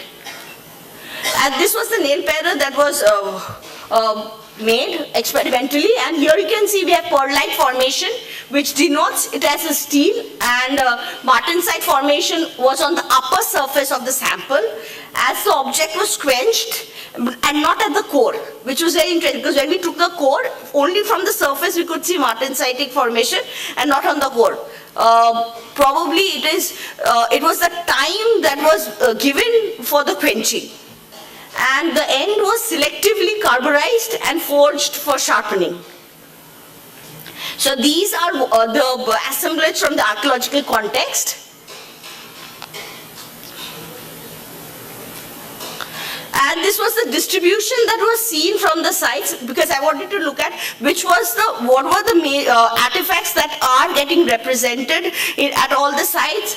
And we could see that we are getting the industrial waste, that is the slag or unfinished artifacts, mainly only from Nikon and not from any other sites, of course.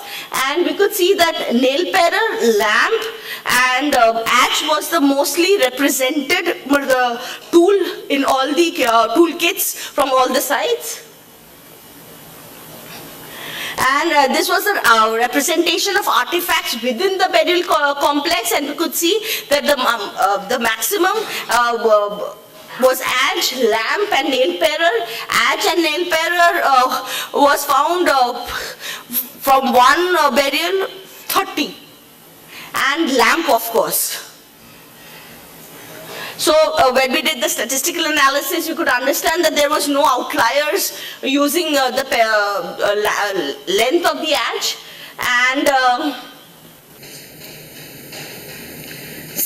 we did again, there was a different observation of lengths of the adges as scattered when we are using a different set of data here. And the red line shows the mean, and green line shows the median of the length of the adze. The y-axis shows the length of the adze, and x-axis shows the breadth of the artifacts. And they have a very weakly negative correlation, which suggests that when length increases, breadth of the artifact will decrease. However, the change was not distinctive. Although I could see it visibly, but it did not get reflected in the numerical plotting.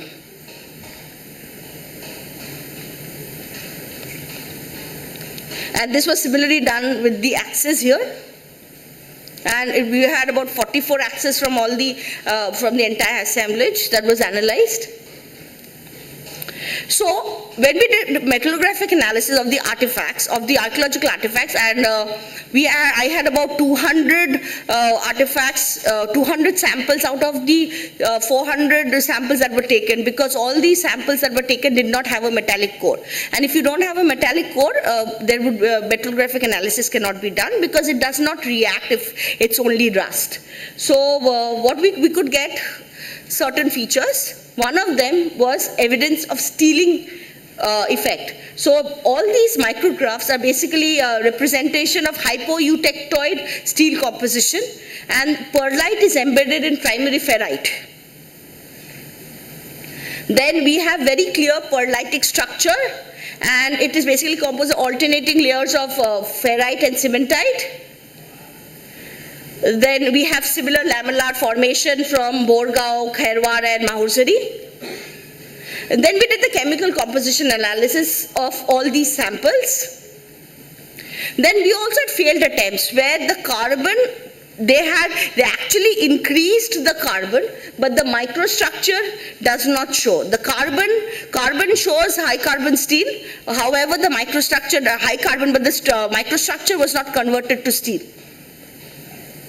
because the absorption of carbon was not proper at the grain boundary, so the grain boundaries could not be formed properly.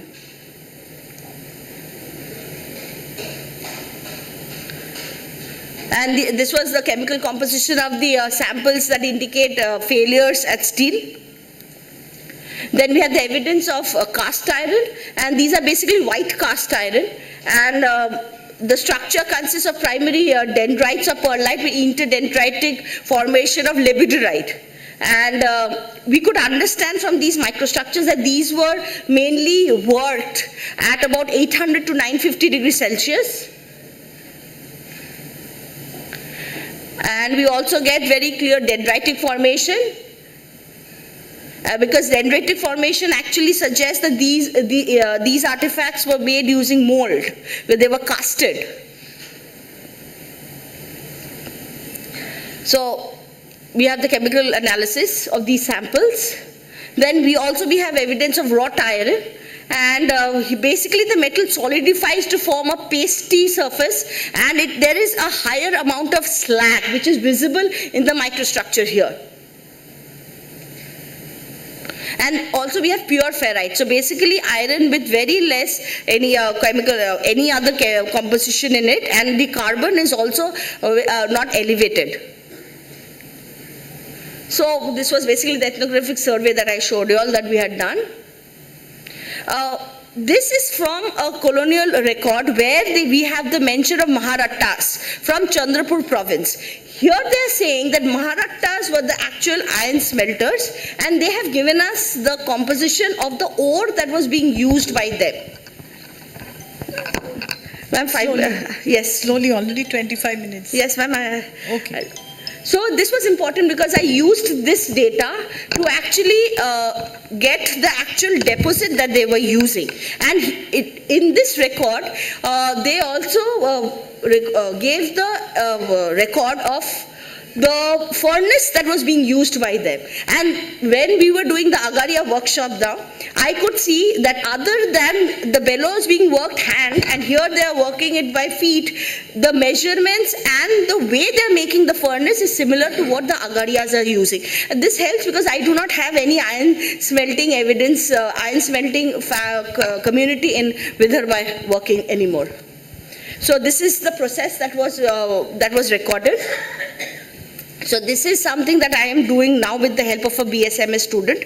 We are actually trying to reconstruct fragmented iron artifacts. If we have 100 nails and we have 50 nail fragments, we are still trying. We are using C++ and we are using JavaScript to actually develop an app where by giving commands we can reconstruct the fragment of the nail to the size. It was probably the original size, but of course there will be an error.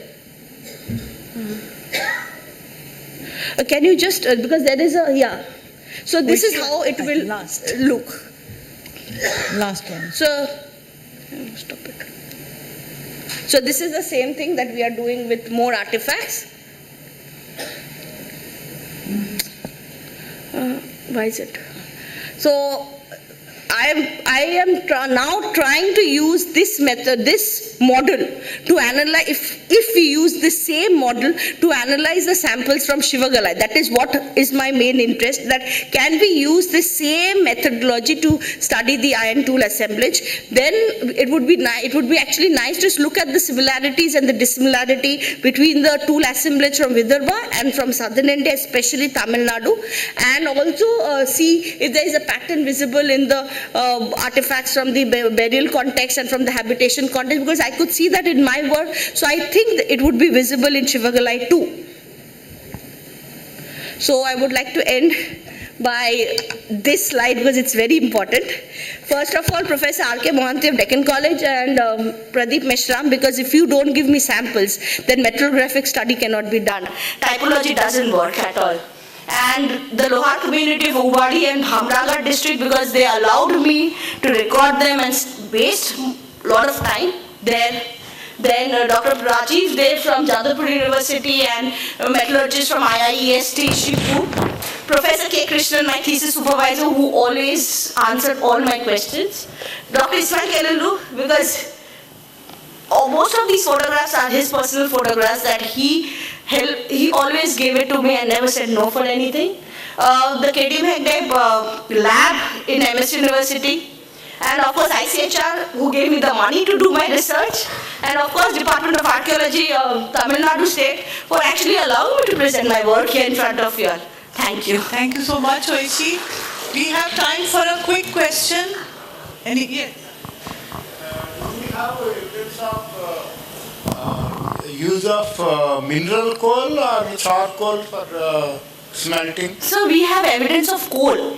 Coal? Yes. Not the mineral coal? No. Because you were talking about the distribution of the yes.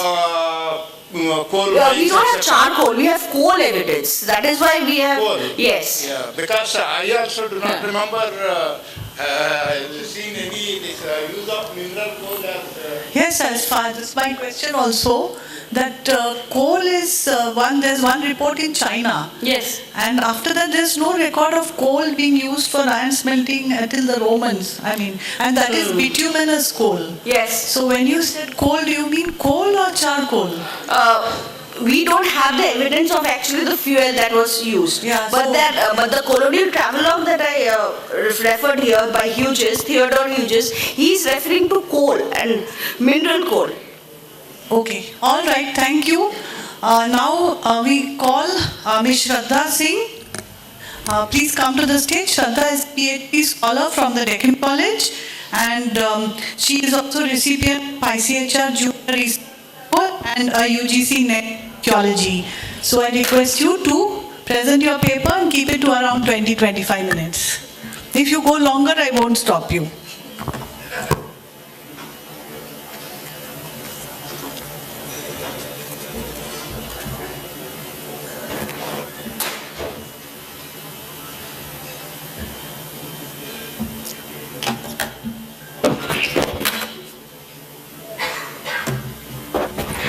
Respected Chair of the Dais, delegates and friends, good evening. I am Shraddha Singh, going to present my research paper on the topic Metallurgical Analysis of Iron and Copper Objects from Megalithic Site of Mahurjari in Vidarbha region of Maharashtra by X-ray fluorescence method, which is jointly authored by Sachin Vidyadhar Joshi, Shantanu Vand and myself. Next slide. This work needs to be understood in three connected dimensions. Firstly, the material comes from megalithic burial context, which places it within a long-standing funerary tradition and ritualized use of landscape. At the same time, the assemblage reflects as Iron Age technological tradition with change in material and production technique that points to broader socio and economic transformation. Finally, to properly connect this cultural and technological aspect, there is strong need for scientific archaeometry, analytical approach, allows us to identify raw material source and reconstruct technological practices in a way that typology alone cannot. Can you please do next? The study area is located in the present state of Maharashtra. Within Nagpur district, it was excavated in 3 seasons by S.B. Dev in 1970 to 1972 and again by S.B. Dev and A.P. Jamkhedkar in 1978 to 79 and R.K. Mohanty in 2021 to 23, and the major finding at the site are metal objects, pottery, ornaments, skeleton, beads, and horse ornaments. The present study aims to scientifically analyze iron and copper artifacts from Mahujari using XRF method and to determine of major, minor, and trace elements to identify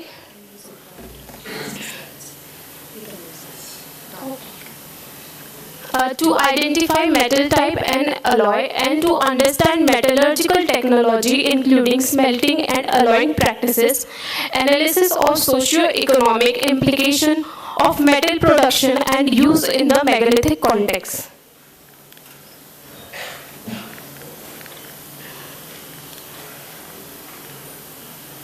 So the materials selected for analysis are 50 iron artifacts that ranges from axe, adze, chisel, spike, ladders, lamps, and horse equipments. And among the copper objects, 8 artifacts were selected, which are bangles and horse ornament. All the samples that are selected are from burial context and are housed in Deccan College Museum. This is the list of iron objects that are selected from the site. Approximately 13 adze objects were selected and 4 axe, 8 chisel, 2 horse bit, 2 knife, around 8 ladders, 6 lamp, 2 nail paper, and 5 spikes. And among the copper, 5 bangles were selected and 3 horse ornaments selected, which comes from burial number 7 and 11. Other were not analyzable or either absent in the burial. So the methodology that was opted for the present study was a convenient sampling. An object in length more than 18 centimeter was not selected, and also keeping in the mind that material has certain weight so the analysis could be possible. For cleaning method, traditionally there are 3 methods for iron cleaning. NaOH, that's electrolysis, and oxalic acid and sodium bicarbonate. But for the present study, we used oxalic acid method, and for carbon, the chemical used was NaOH, H2SO4, Russell salt was used for copper cleaning. Analysis, we used X-ray fluorescence analysis was employed to determine elemental composition. The analysis was carried out using Malvern Pananalytical Epsilon EDXRF instrument, which is housed at Deccan College, Pune. It's fast, cost-effective, precise, and accurate data with minimal operator dependency and sample preparation. The running time for per sample is 22 minutes, but the machine holds certain limitation that it cannot analyze element lighter than sodium and higher than uranium. Obviously, it cannot analyze carbon, which is also a limitation of machine. And XRF primary analyzes the surface composition of the material, which may not accurately represent the bulk composition, and the sample size more than 80 centimeter in length was not selected as the machine could not fit it. So the elemental composition of adze sample from the site depicts ferrous composition reflecting deliberate selection of iron for heavy duty implement, and the quality and size correlation, the burial number MHR1 and 8 adze shows higher Fe purity, and the dimension of those sample was higher than 10 centimeter than those of the other burials, suggesting the high quality of iron blue, indicative of suitability for wood cutting, forest clearances, and agriculture preparation. And sodium, magnesium, aluminium were present as a slag-related purity. The X samples were also Fe dominant, that ranges from 90% to 96%, and variation suggests difference in smelting efficiency or raw material selection. The higher content in Mahojari 1, burial number 1 and 8X indicate the use of relatively quality iron bloom than those of MHR2 and MHR29, and the chlorine present in the sample is indicative of corrosion agent forming a compound FeCl2 that's good for accelerating corrosion. Around 8 samples of chisel were selected. These samples were also Fe dominant, ranging from 86 to 87%, confirming their ferrous nature and suitable for the task demanding hardness, strength and impact resistance such as wood cutting, stone working and craft production. And similarly, like X and S adds burial number 1 and 8 display higher Fe content, indicating the use of relatively good quality of iron bloom. Horse bit were also Fe dominant, that ranges from 85 to 86%. Silicon in the sample represent smelting related slag inclusion, and copper in one sample may indicate minor surface contamination, while the absence of nickel and tin confirms no deliberate alloying. The Fe sample, the knife sample from the site is also Fe dominant. Average of the Fe content is 94.05%, confirming its ferrous nature and use of relatively good quality of iron bloom, and the absence of nickel, copper, tin indicates that no intentional alloying was done. The ladle sample from the site indicate higher Fe that ranges from 86 to 97% and higher Fe in MHR29 indicates the better quality of iron bloom used in the sample, and phosphorus present in few samples may be indicative of anti-corrosion role. The ladle sample confirm its ferrous nature, as there is a high percentage of Fe in the oil sample ranging from 83 to 93%, and MHR29 is slightly low Fe percent, that is 82.7%, and MHR depicts a higher Fe content, which shows the better quality of iron bloom selected than other burial samples. The nail sample from the site also depict a higher Fe content, 89 to 92%, indicative of similar raw material and consistent metallurgical practices. Aluminium silicate, which is less than 1%, indicate the good quality of iron bloom in the sample. The primary metal that was used for spike was iron and dominated in all the sample from 88 to 96%, confirming manufacturing from wrought or bloomery iron. The minor element that was present in the sample are sodium, magnesium, aluminium, silicon, phosphorus, sulfur, chlorine, calcium, represent smelting derivative impurities, slag inclusion, corrosion products or burial contamination. Sample number 1, 2, 4 and 5 are very high in Fe, more than 93%, indicative of use of quality bloom, and sample 3 is comparatively lower of like 88%. For the copper samples, the primary metal used was copper, and it was around 86.7% copper was added, and tin averaged to 94%, and the ratio of copper tin ranges from 8.4 to 9.1 is to 1%, indicative that around 8 to 9% of copper was taken for 1% of tin. And the minor element present in the samples were magnesium, silicon, etc. The horse ornament also depict a copper-rich bronze, and SN in the sample was around 6 to 7%, and the SN tin ratio was 11 to 13% is to 1, indicative that higher copper content was used in the horse ornament than those of bangles.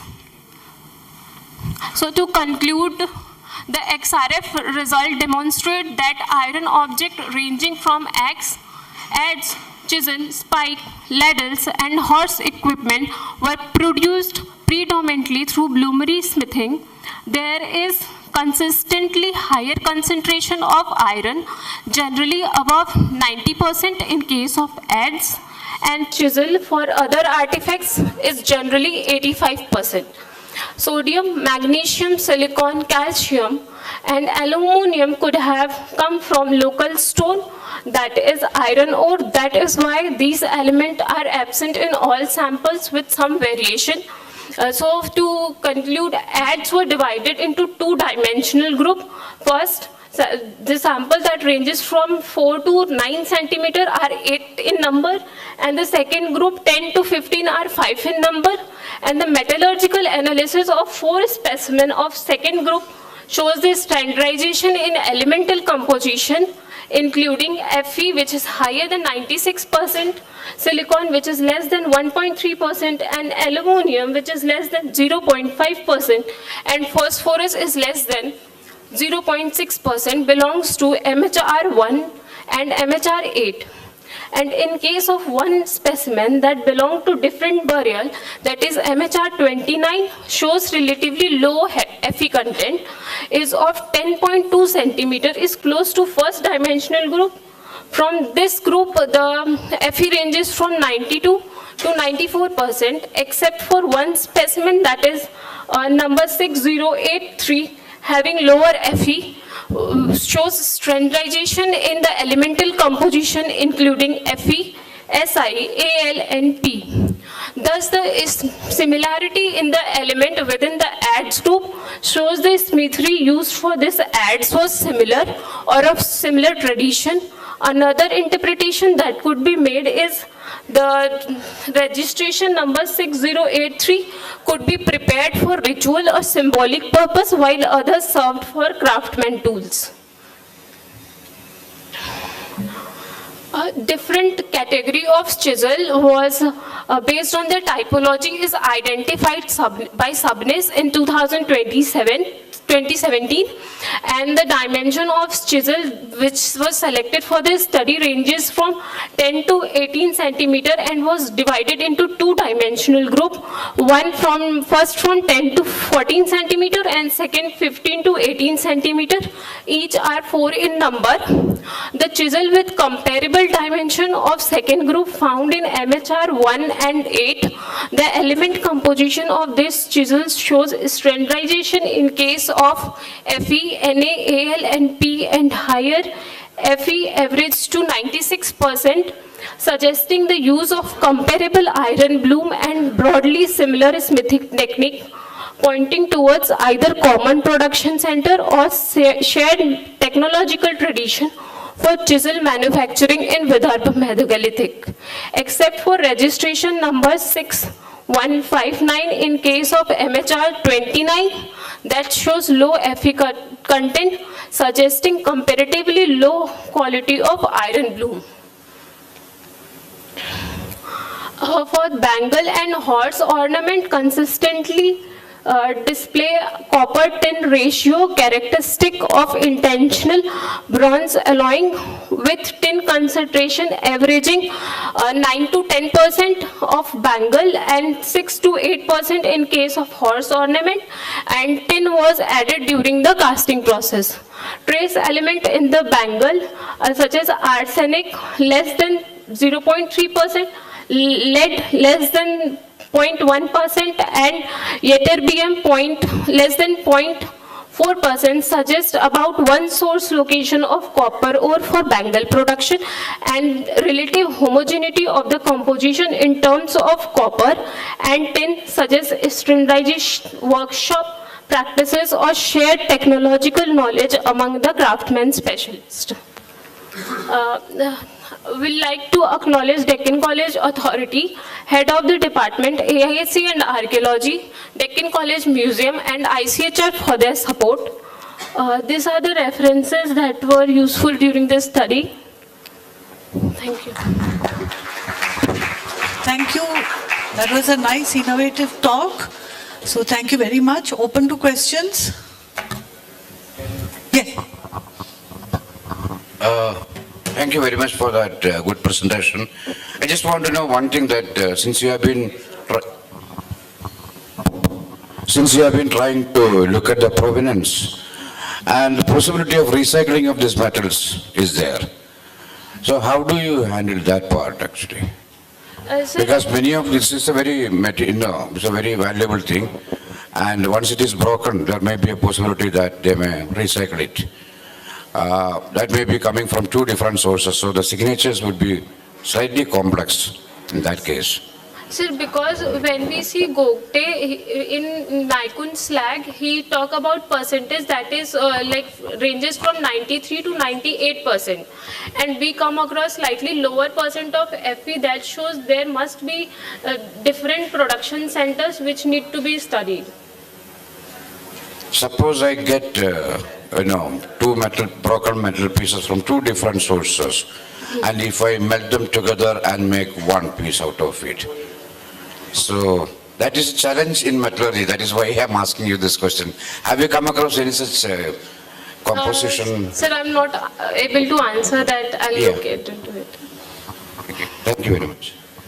Thank you very much. Thank you. And I'll request the next set of speakers, Dr. Kumar Akhilesh, to please come up.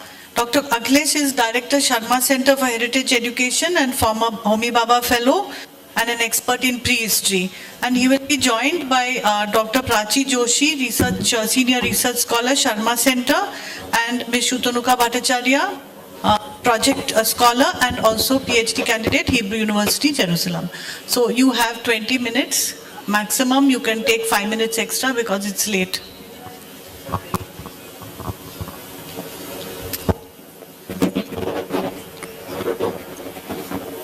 So, good evening everybody, and I think this is the last paper for today, and we started the session with prehistory, and we are going to end this today's session with prehistory also. So it's one of the most rare occasions which has happened in my life. And in the beginning, the first session, Professor Pappu has put the results of our research, which we have been conducting for last 2.5 decades. Today, I am not going to talk about any of the results. Rather than, I will be focusing more on the methodology part of our work. And that also will be focused mostly on the application of digital data kind of thing.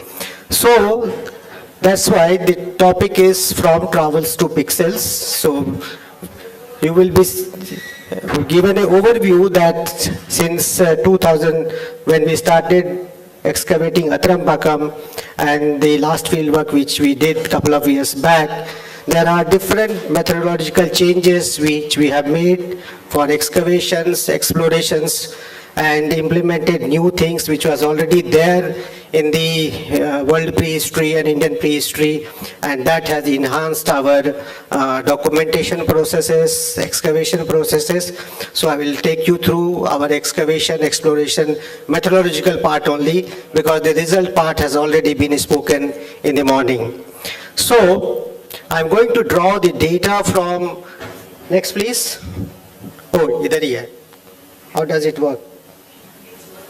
It's working. Okay. So I am going to draw data from our work at the site of Atrampakam, and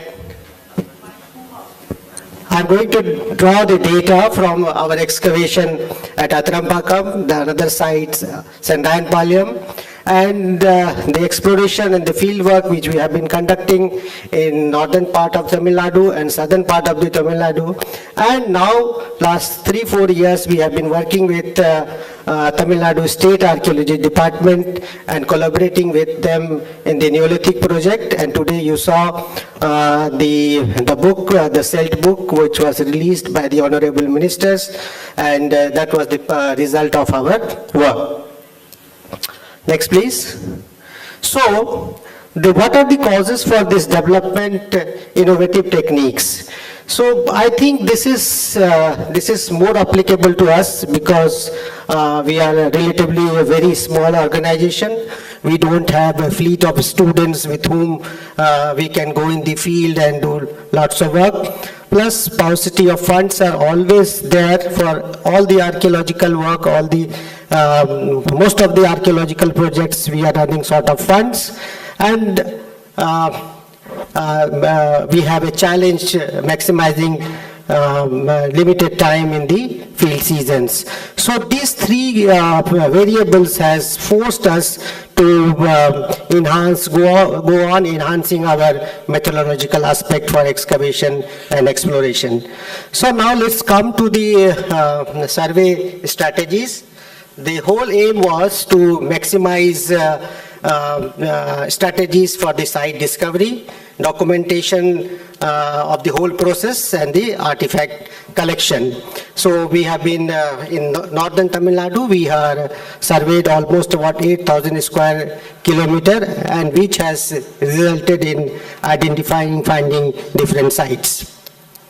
So normally what happens, our surveys has multiple survey strategies, framing, so that includes framing the research question and planning appropriate surveys. This is a very, oh, okay, next. Yeah. So the framing the research questions and planning appropriate surveys, that's the most crucial part. Is multi-proxy strategies in GIS environment, use of remote sensing, satellite and GPR data, and predictive location modeling for rapid site detections. So these are the different strategies which we have been using since last 2.5 decades, and it has given us wonderful results actually. Next. So this has yielded almost lots of sites of Acheulean, Middle Paleolithic, Late Paleolithic. I am not going to go into the detail of any of this because this data has already been published in 2-3 places. If you want, I can mail you the list.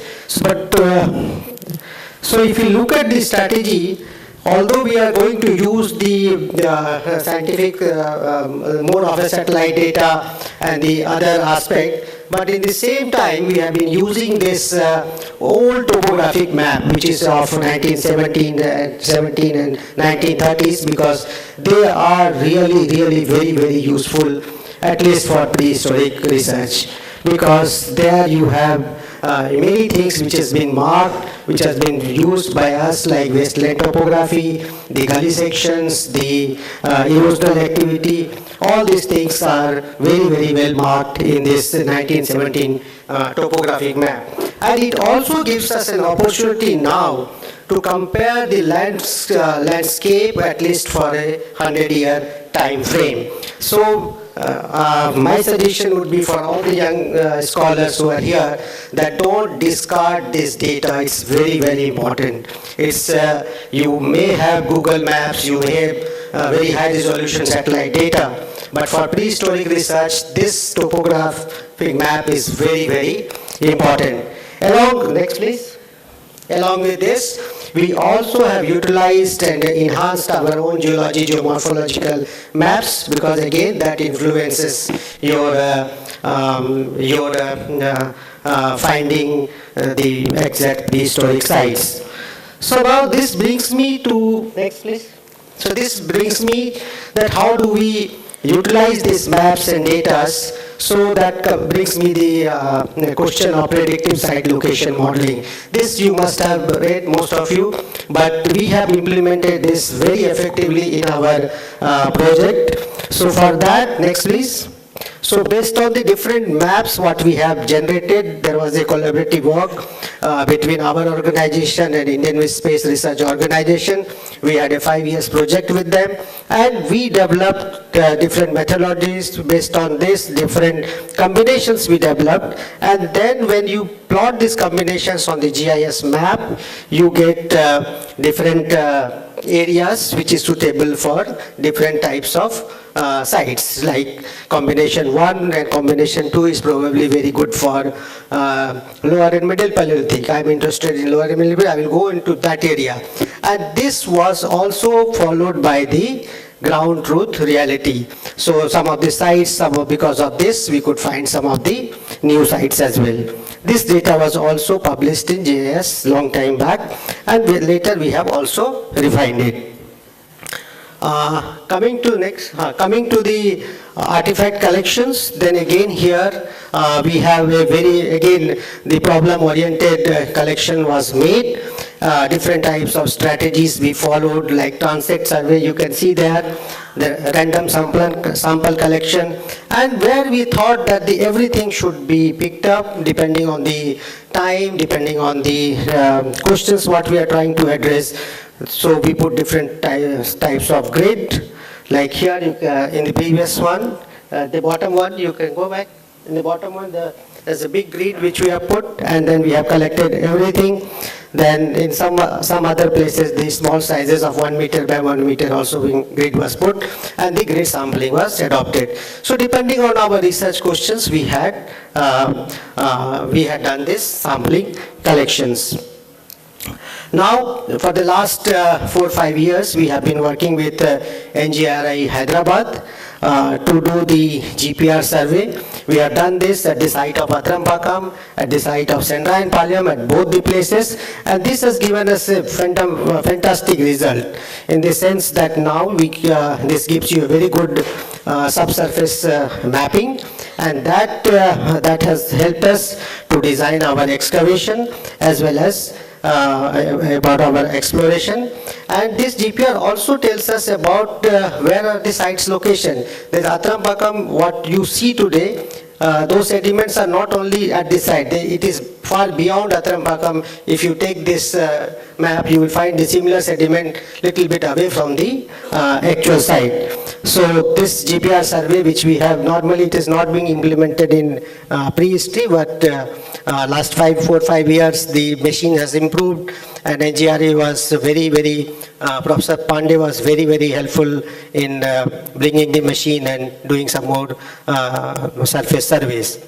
Now let's come to the excavation, because this is the very important part. Atrampakam, you have heard in the morning, most of you know about Atrampakam, so I will not go into the details of how we have excavated and all that, but you know, we excavated very slowly. Anything which is more than 1 centimeter in size, we have picked up in situ.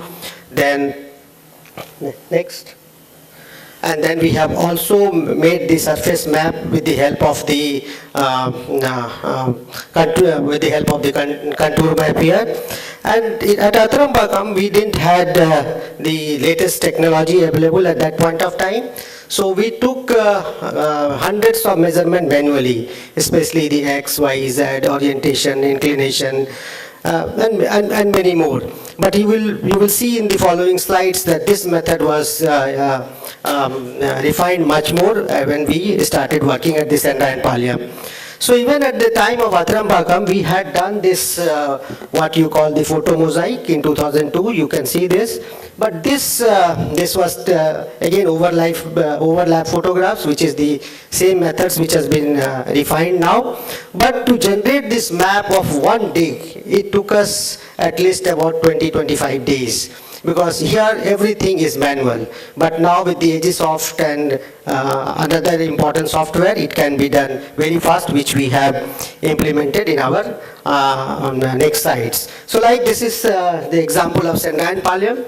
You can see these artifacts, you can see the natural clast, distribution is very high, and depending on these time availability, you take 250, sometimes 500, 600 photographs, depending on what kind of resolution you want. These are the overlapping, 80% overlapping shots from all sides. And you can really generate a brilliant map out of this on the spot while you are excavating, so you don't have to worry about it, whether it is going to work, what is not going to work. And this, for this purpose, we use, next please, Prachi. So we used Agisoft Metaset Pro and then followed by MesLab and artifact geomorphology to understand the artifacts in great detail. So these are some of the glimpses. Next. Yeah, some of the glimpses of our new sites in Rayanpalayam, where you can see that dig number 1, dig number 3, 4, 5, and these are all 3D. So you can rotate, you can do, actually you are bringing back the trench alive in your lab, and then you can do far more spatial analysis what I could have done about 20 years back. So this is a very, very powerful software, so which we have used. So like here in Atrampakam, this is generated with the help of the Maya. But here it is only good for, probably for the visualization. But when you look at this 3D trenches in other format, so that gives you a better view. So like here, you can do this 3D visualization better. Then data orientation and pitch of the artifact. You don't have to do all this manually in the field. Then you can generate this scale, and you can prepare map as per your wish. And the best part is you can generate an excellent map in the site itself. So if you have the time, you can do the preliminary analysis at the sites, whether these are artifacts, or you can go a little bit details, and then you can look at what are the combinations of artifacts, whether code is related to the hammerstone, what is the distance. So all this technological behavioral analysis you can do at the site, so don't have to worry about it. It's very, very effective. This would not have been possible earlier. So then similar thing we have adopted in our project which we did with Tamil Nadu State Department. The book was released. We have published a paper on this about 2 years back. And then there also we used to document the surface, like here.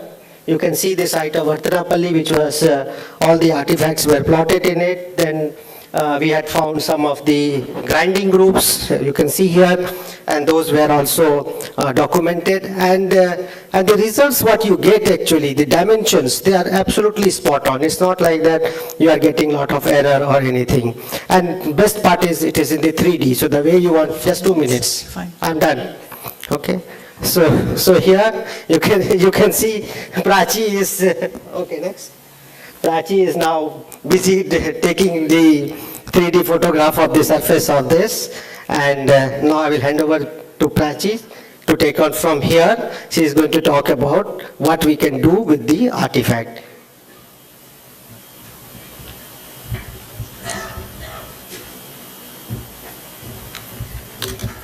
Okay. So now we have seen how you can use all these new techniques in field. So moving from field to labs, just a quick thing. So in labs, we use lot of traditional attributes, traditional ways to document all the stone tools and everything. But along with traditional ways, now we are using 3D analysis of these artifacts. Okay, so again, like you saw how we take photos in field, but for lab, again, we are taking tons of photos to generate these 3D models. And with these 3D models, you can actually, do a lot of analysis. So, and you can generate all these different types of models which are necessary to generate, because you can import them into different softwares and you can do further more analysis. So what kind of analysis we can do is, so you can take measurements of all these objects, you can take surface volume, you can generate scar patterns, you can generate surface area using these softwares, and a lot of other things. And like why we are using these 3D models is, one of our question is to look at the variability in Acheulean assemblage, and all of you know Acheulean is very famous for these hand axe and cleavers. Like And these tools, they are made by this bifacial napping technique, which results in different, there's a lot of variability in your assemblage. Okay, so to see this variability, currently we are using this software called AGMT, and we are looking at the variability which is available from one site, within site, intra-site, and also the experimental versus archaeological variability. Okay, just a quick example I will give here. This is our article which is published in Paleoanthropology. Here we have used 3D technology to see the learning skill levels of the novice nappers, and for this we we had used 3 different pedagogical strategies. Do we have time to explain this? Or you can just go through this. I will just explain the results here maybe. Yeah. So as you can see, 3 different sets of teaching methods were applied, and we saw which method is more useful or which method is more applicable for learning bifacial napping. Okay, so in one method, students, they just looked at the tool and they tried to replicate it. In one method, expert napper, he helped all the novice nappers and they made the stone tools, hand access. And in third method, whenever students had any issue, only then they called the napper, expert napper, and then what kind of tools they made, that was the third set. Okay, and as you can see, overall it all looks similar, but if you go in detail, there is definitely differences between these 3 experiments. For example, if you will see in first experiment, where they are doing everything on their own, you see there's a lot of variability within their assemblies. But if you see, whenever the expert is interfering, he's helping them, there is definitely some improvement. Okay? So this was the experimental approach, and we tried to see if we can use this software and this 3D modeling on the biface assemblage. So definitely you can use them, and now we are trying to use this method to see the variability within our site's assemblage. Okay, just go. Okay, so why we are doing all this is, yes, in future we want to keep all these stone tools as an open access material. So definitely for that we need a large database which people can access from across the globe. And part of that we started as a curriculum project, which book we have released today. It's also a major part of this 3D modeling. Okay, so I will hand over to Shuto, last 2 minutes. 2 minutes. Thank you. You can keep that. Hi, and we'll quickly move from the oldest time period to one of the last phase of prehistory to the Neolithic. And this was the project for my PhD. And this particular tool poses a very unique problem. It's not portable. You cannot move the tool back to the lab. Most of the time they are at the museums. In southern India, some of them are either embedded or in the ground, on the bedrock itself. So my entire PhD study was done on 3D material alone. I have done technological analysis as well as macroscopic use-wear analysis with the help of only the 3D models. And now I have studied close to over 200 material, which includes both archaeological material from 3 different sites which were located in 3 different museums, and also ethnographic ones which I went from village to village of different subsistence group to look at mobility pattern and look at that, as well as the experimental material. 2 papers have come out which is on the ethnographic manufacture, which we could also do. So we could really look at flake scar patterning, flake scar counts, flake scar lengths, and look at different technological skills.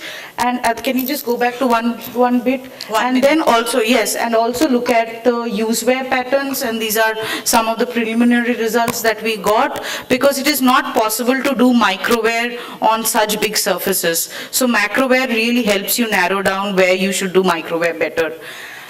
In Sharma Center, we truly believe in catering to all stakeholders and also communicating this. And a big part of this was our 3D lab. And we were very fortunate that the State Department actually collaborated with us. And the archaeological officers from the State Department came for a 4-day workshop where we not only taught all of them how to deal with portable versus non-portable artifact, but also in different lights, because they are constantly in the field and not always do they have similar light control. So what happens, how you do it at the field versus how you do it in more controlled setup.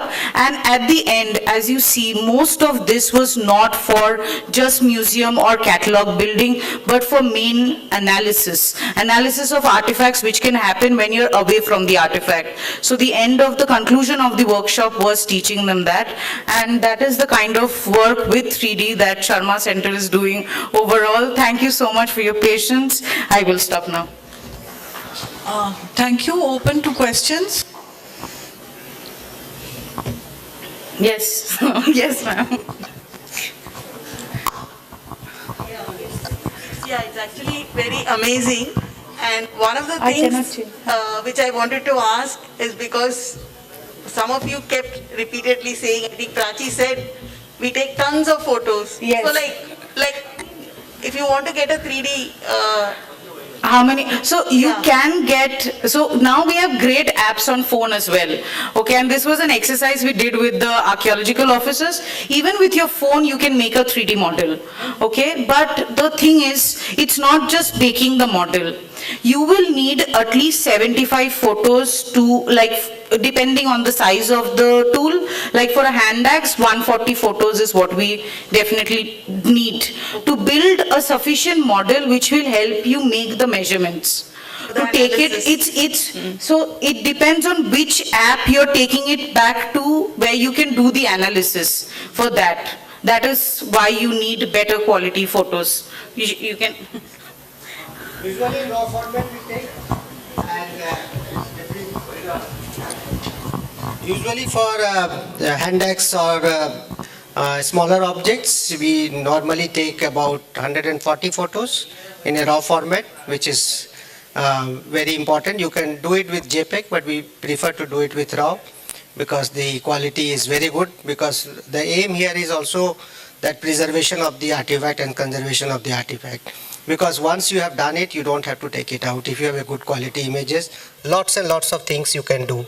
And the other part which is also should be mentioned here, once you have a 3D model, then you don't have to worry about making the drawings. Like in olden days, dorsal, ventral, lateral, tip, but all views, and then you have to have a draftsman, you have to learn the drawing. So those things is not required anymore with the 3D data. So that is also it. Storage is again digital storage. You have today spend a lot of money on hard drive. We have a server which is quite expensive, but again same time you have to have 2-3 backups, because if you lose one and then your entire work has gone. So better to keep 2-3 backups at different places. If you have 2 houses, one put in Pondicherry, one in Chennai, or you get a house in Sharma Center, wherever you want.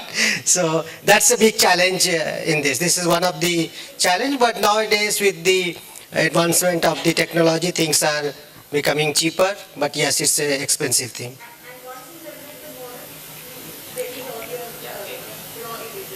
You can do anything. You can do it. They're all there. You have to have this software, Aegisoft Metaset Pro, we use it. Yeah. Yes. So it has to be with the entire file has to be in the same place, because there is a lot of linkages. Yeah. Yeah. Thank you so much. So thank you, Dr. Akhilesh and colleagues. And thank you all the speakers in this session. All the papers were very interesting and generated questions, which I'm sure will continue at tea or after the session as well. So I think this is the last session, and everyone, audience has been Good, and I'll hand you back to the organizers.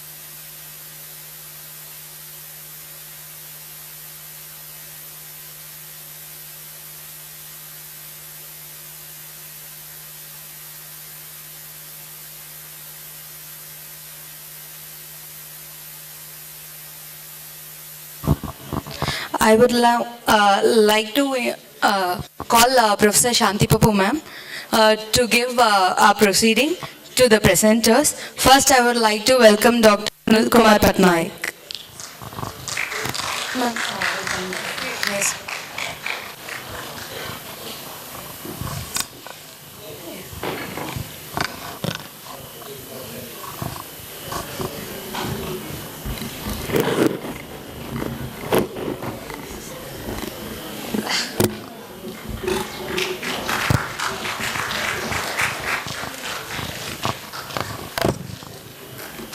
Next, I would like to call Dr. Oishi Roy.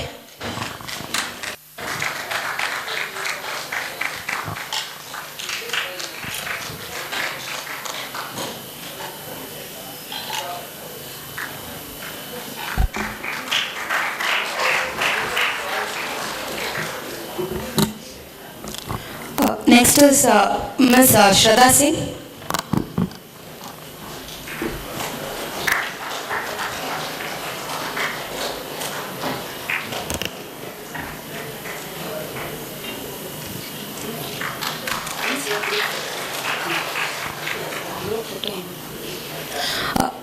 Finally, I would like to call Dr. Kumar Akhilesh.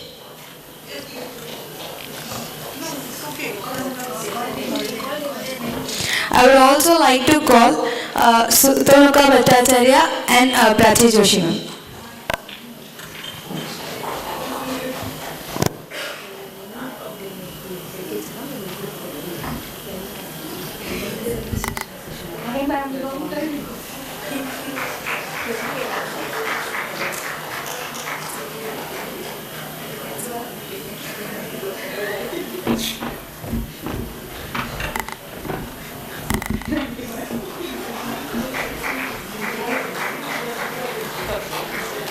I would like to call all the presenters of last session to take a group photo alone. Ma'am, you also please take.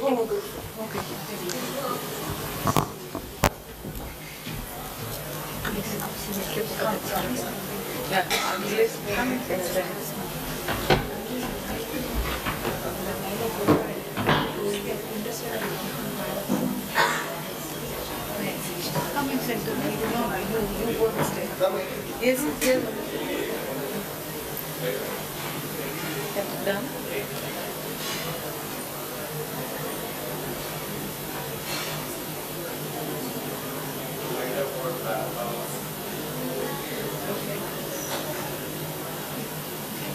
Thank you. Thank you. Yes.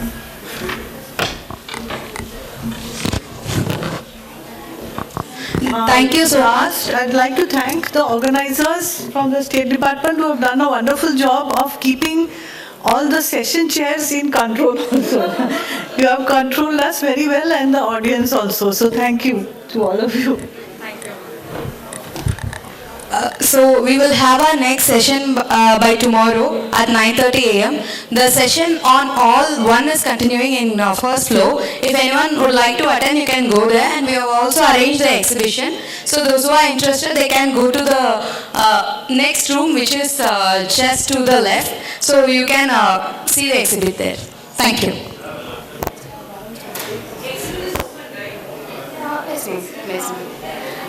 Everyone, please wait for a minute.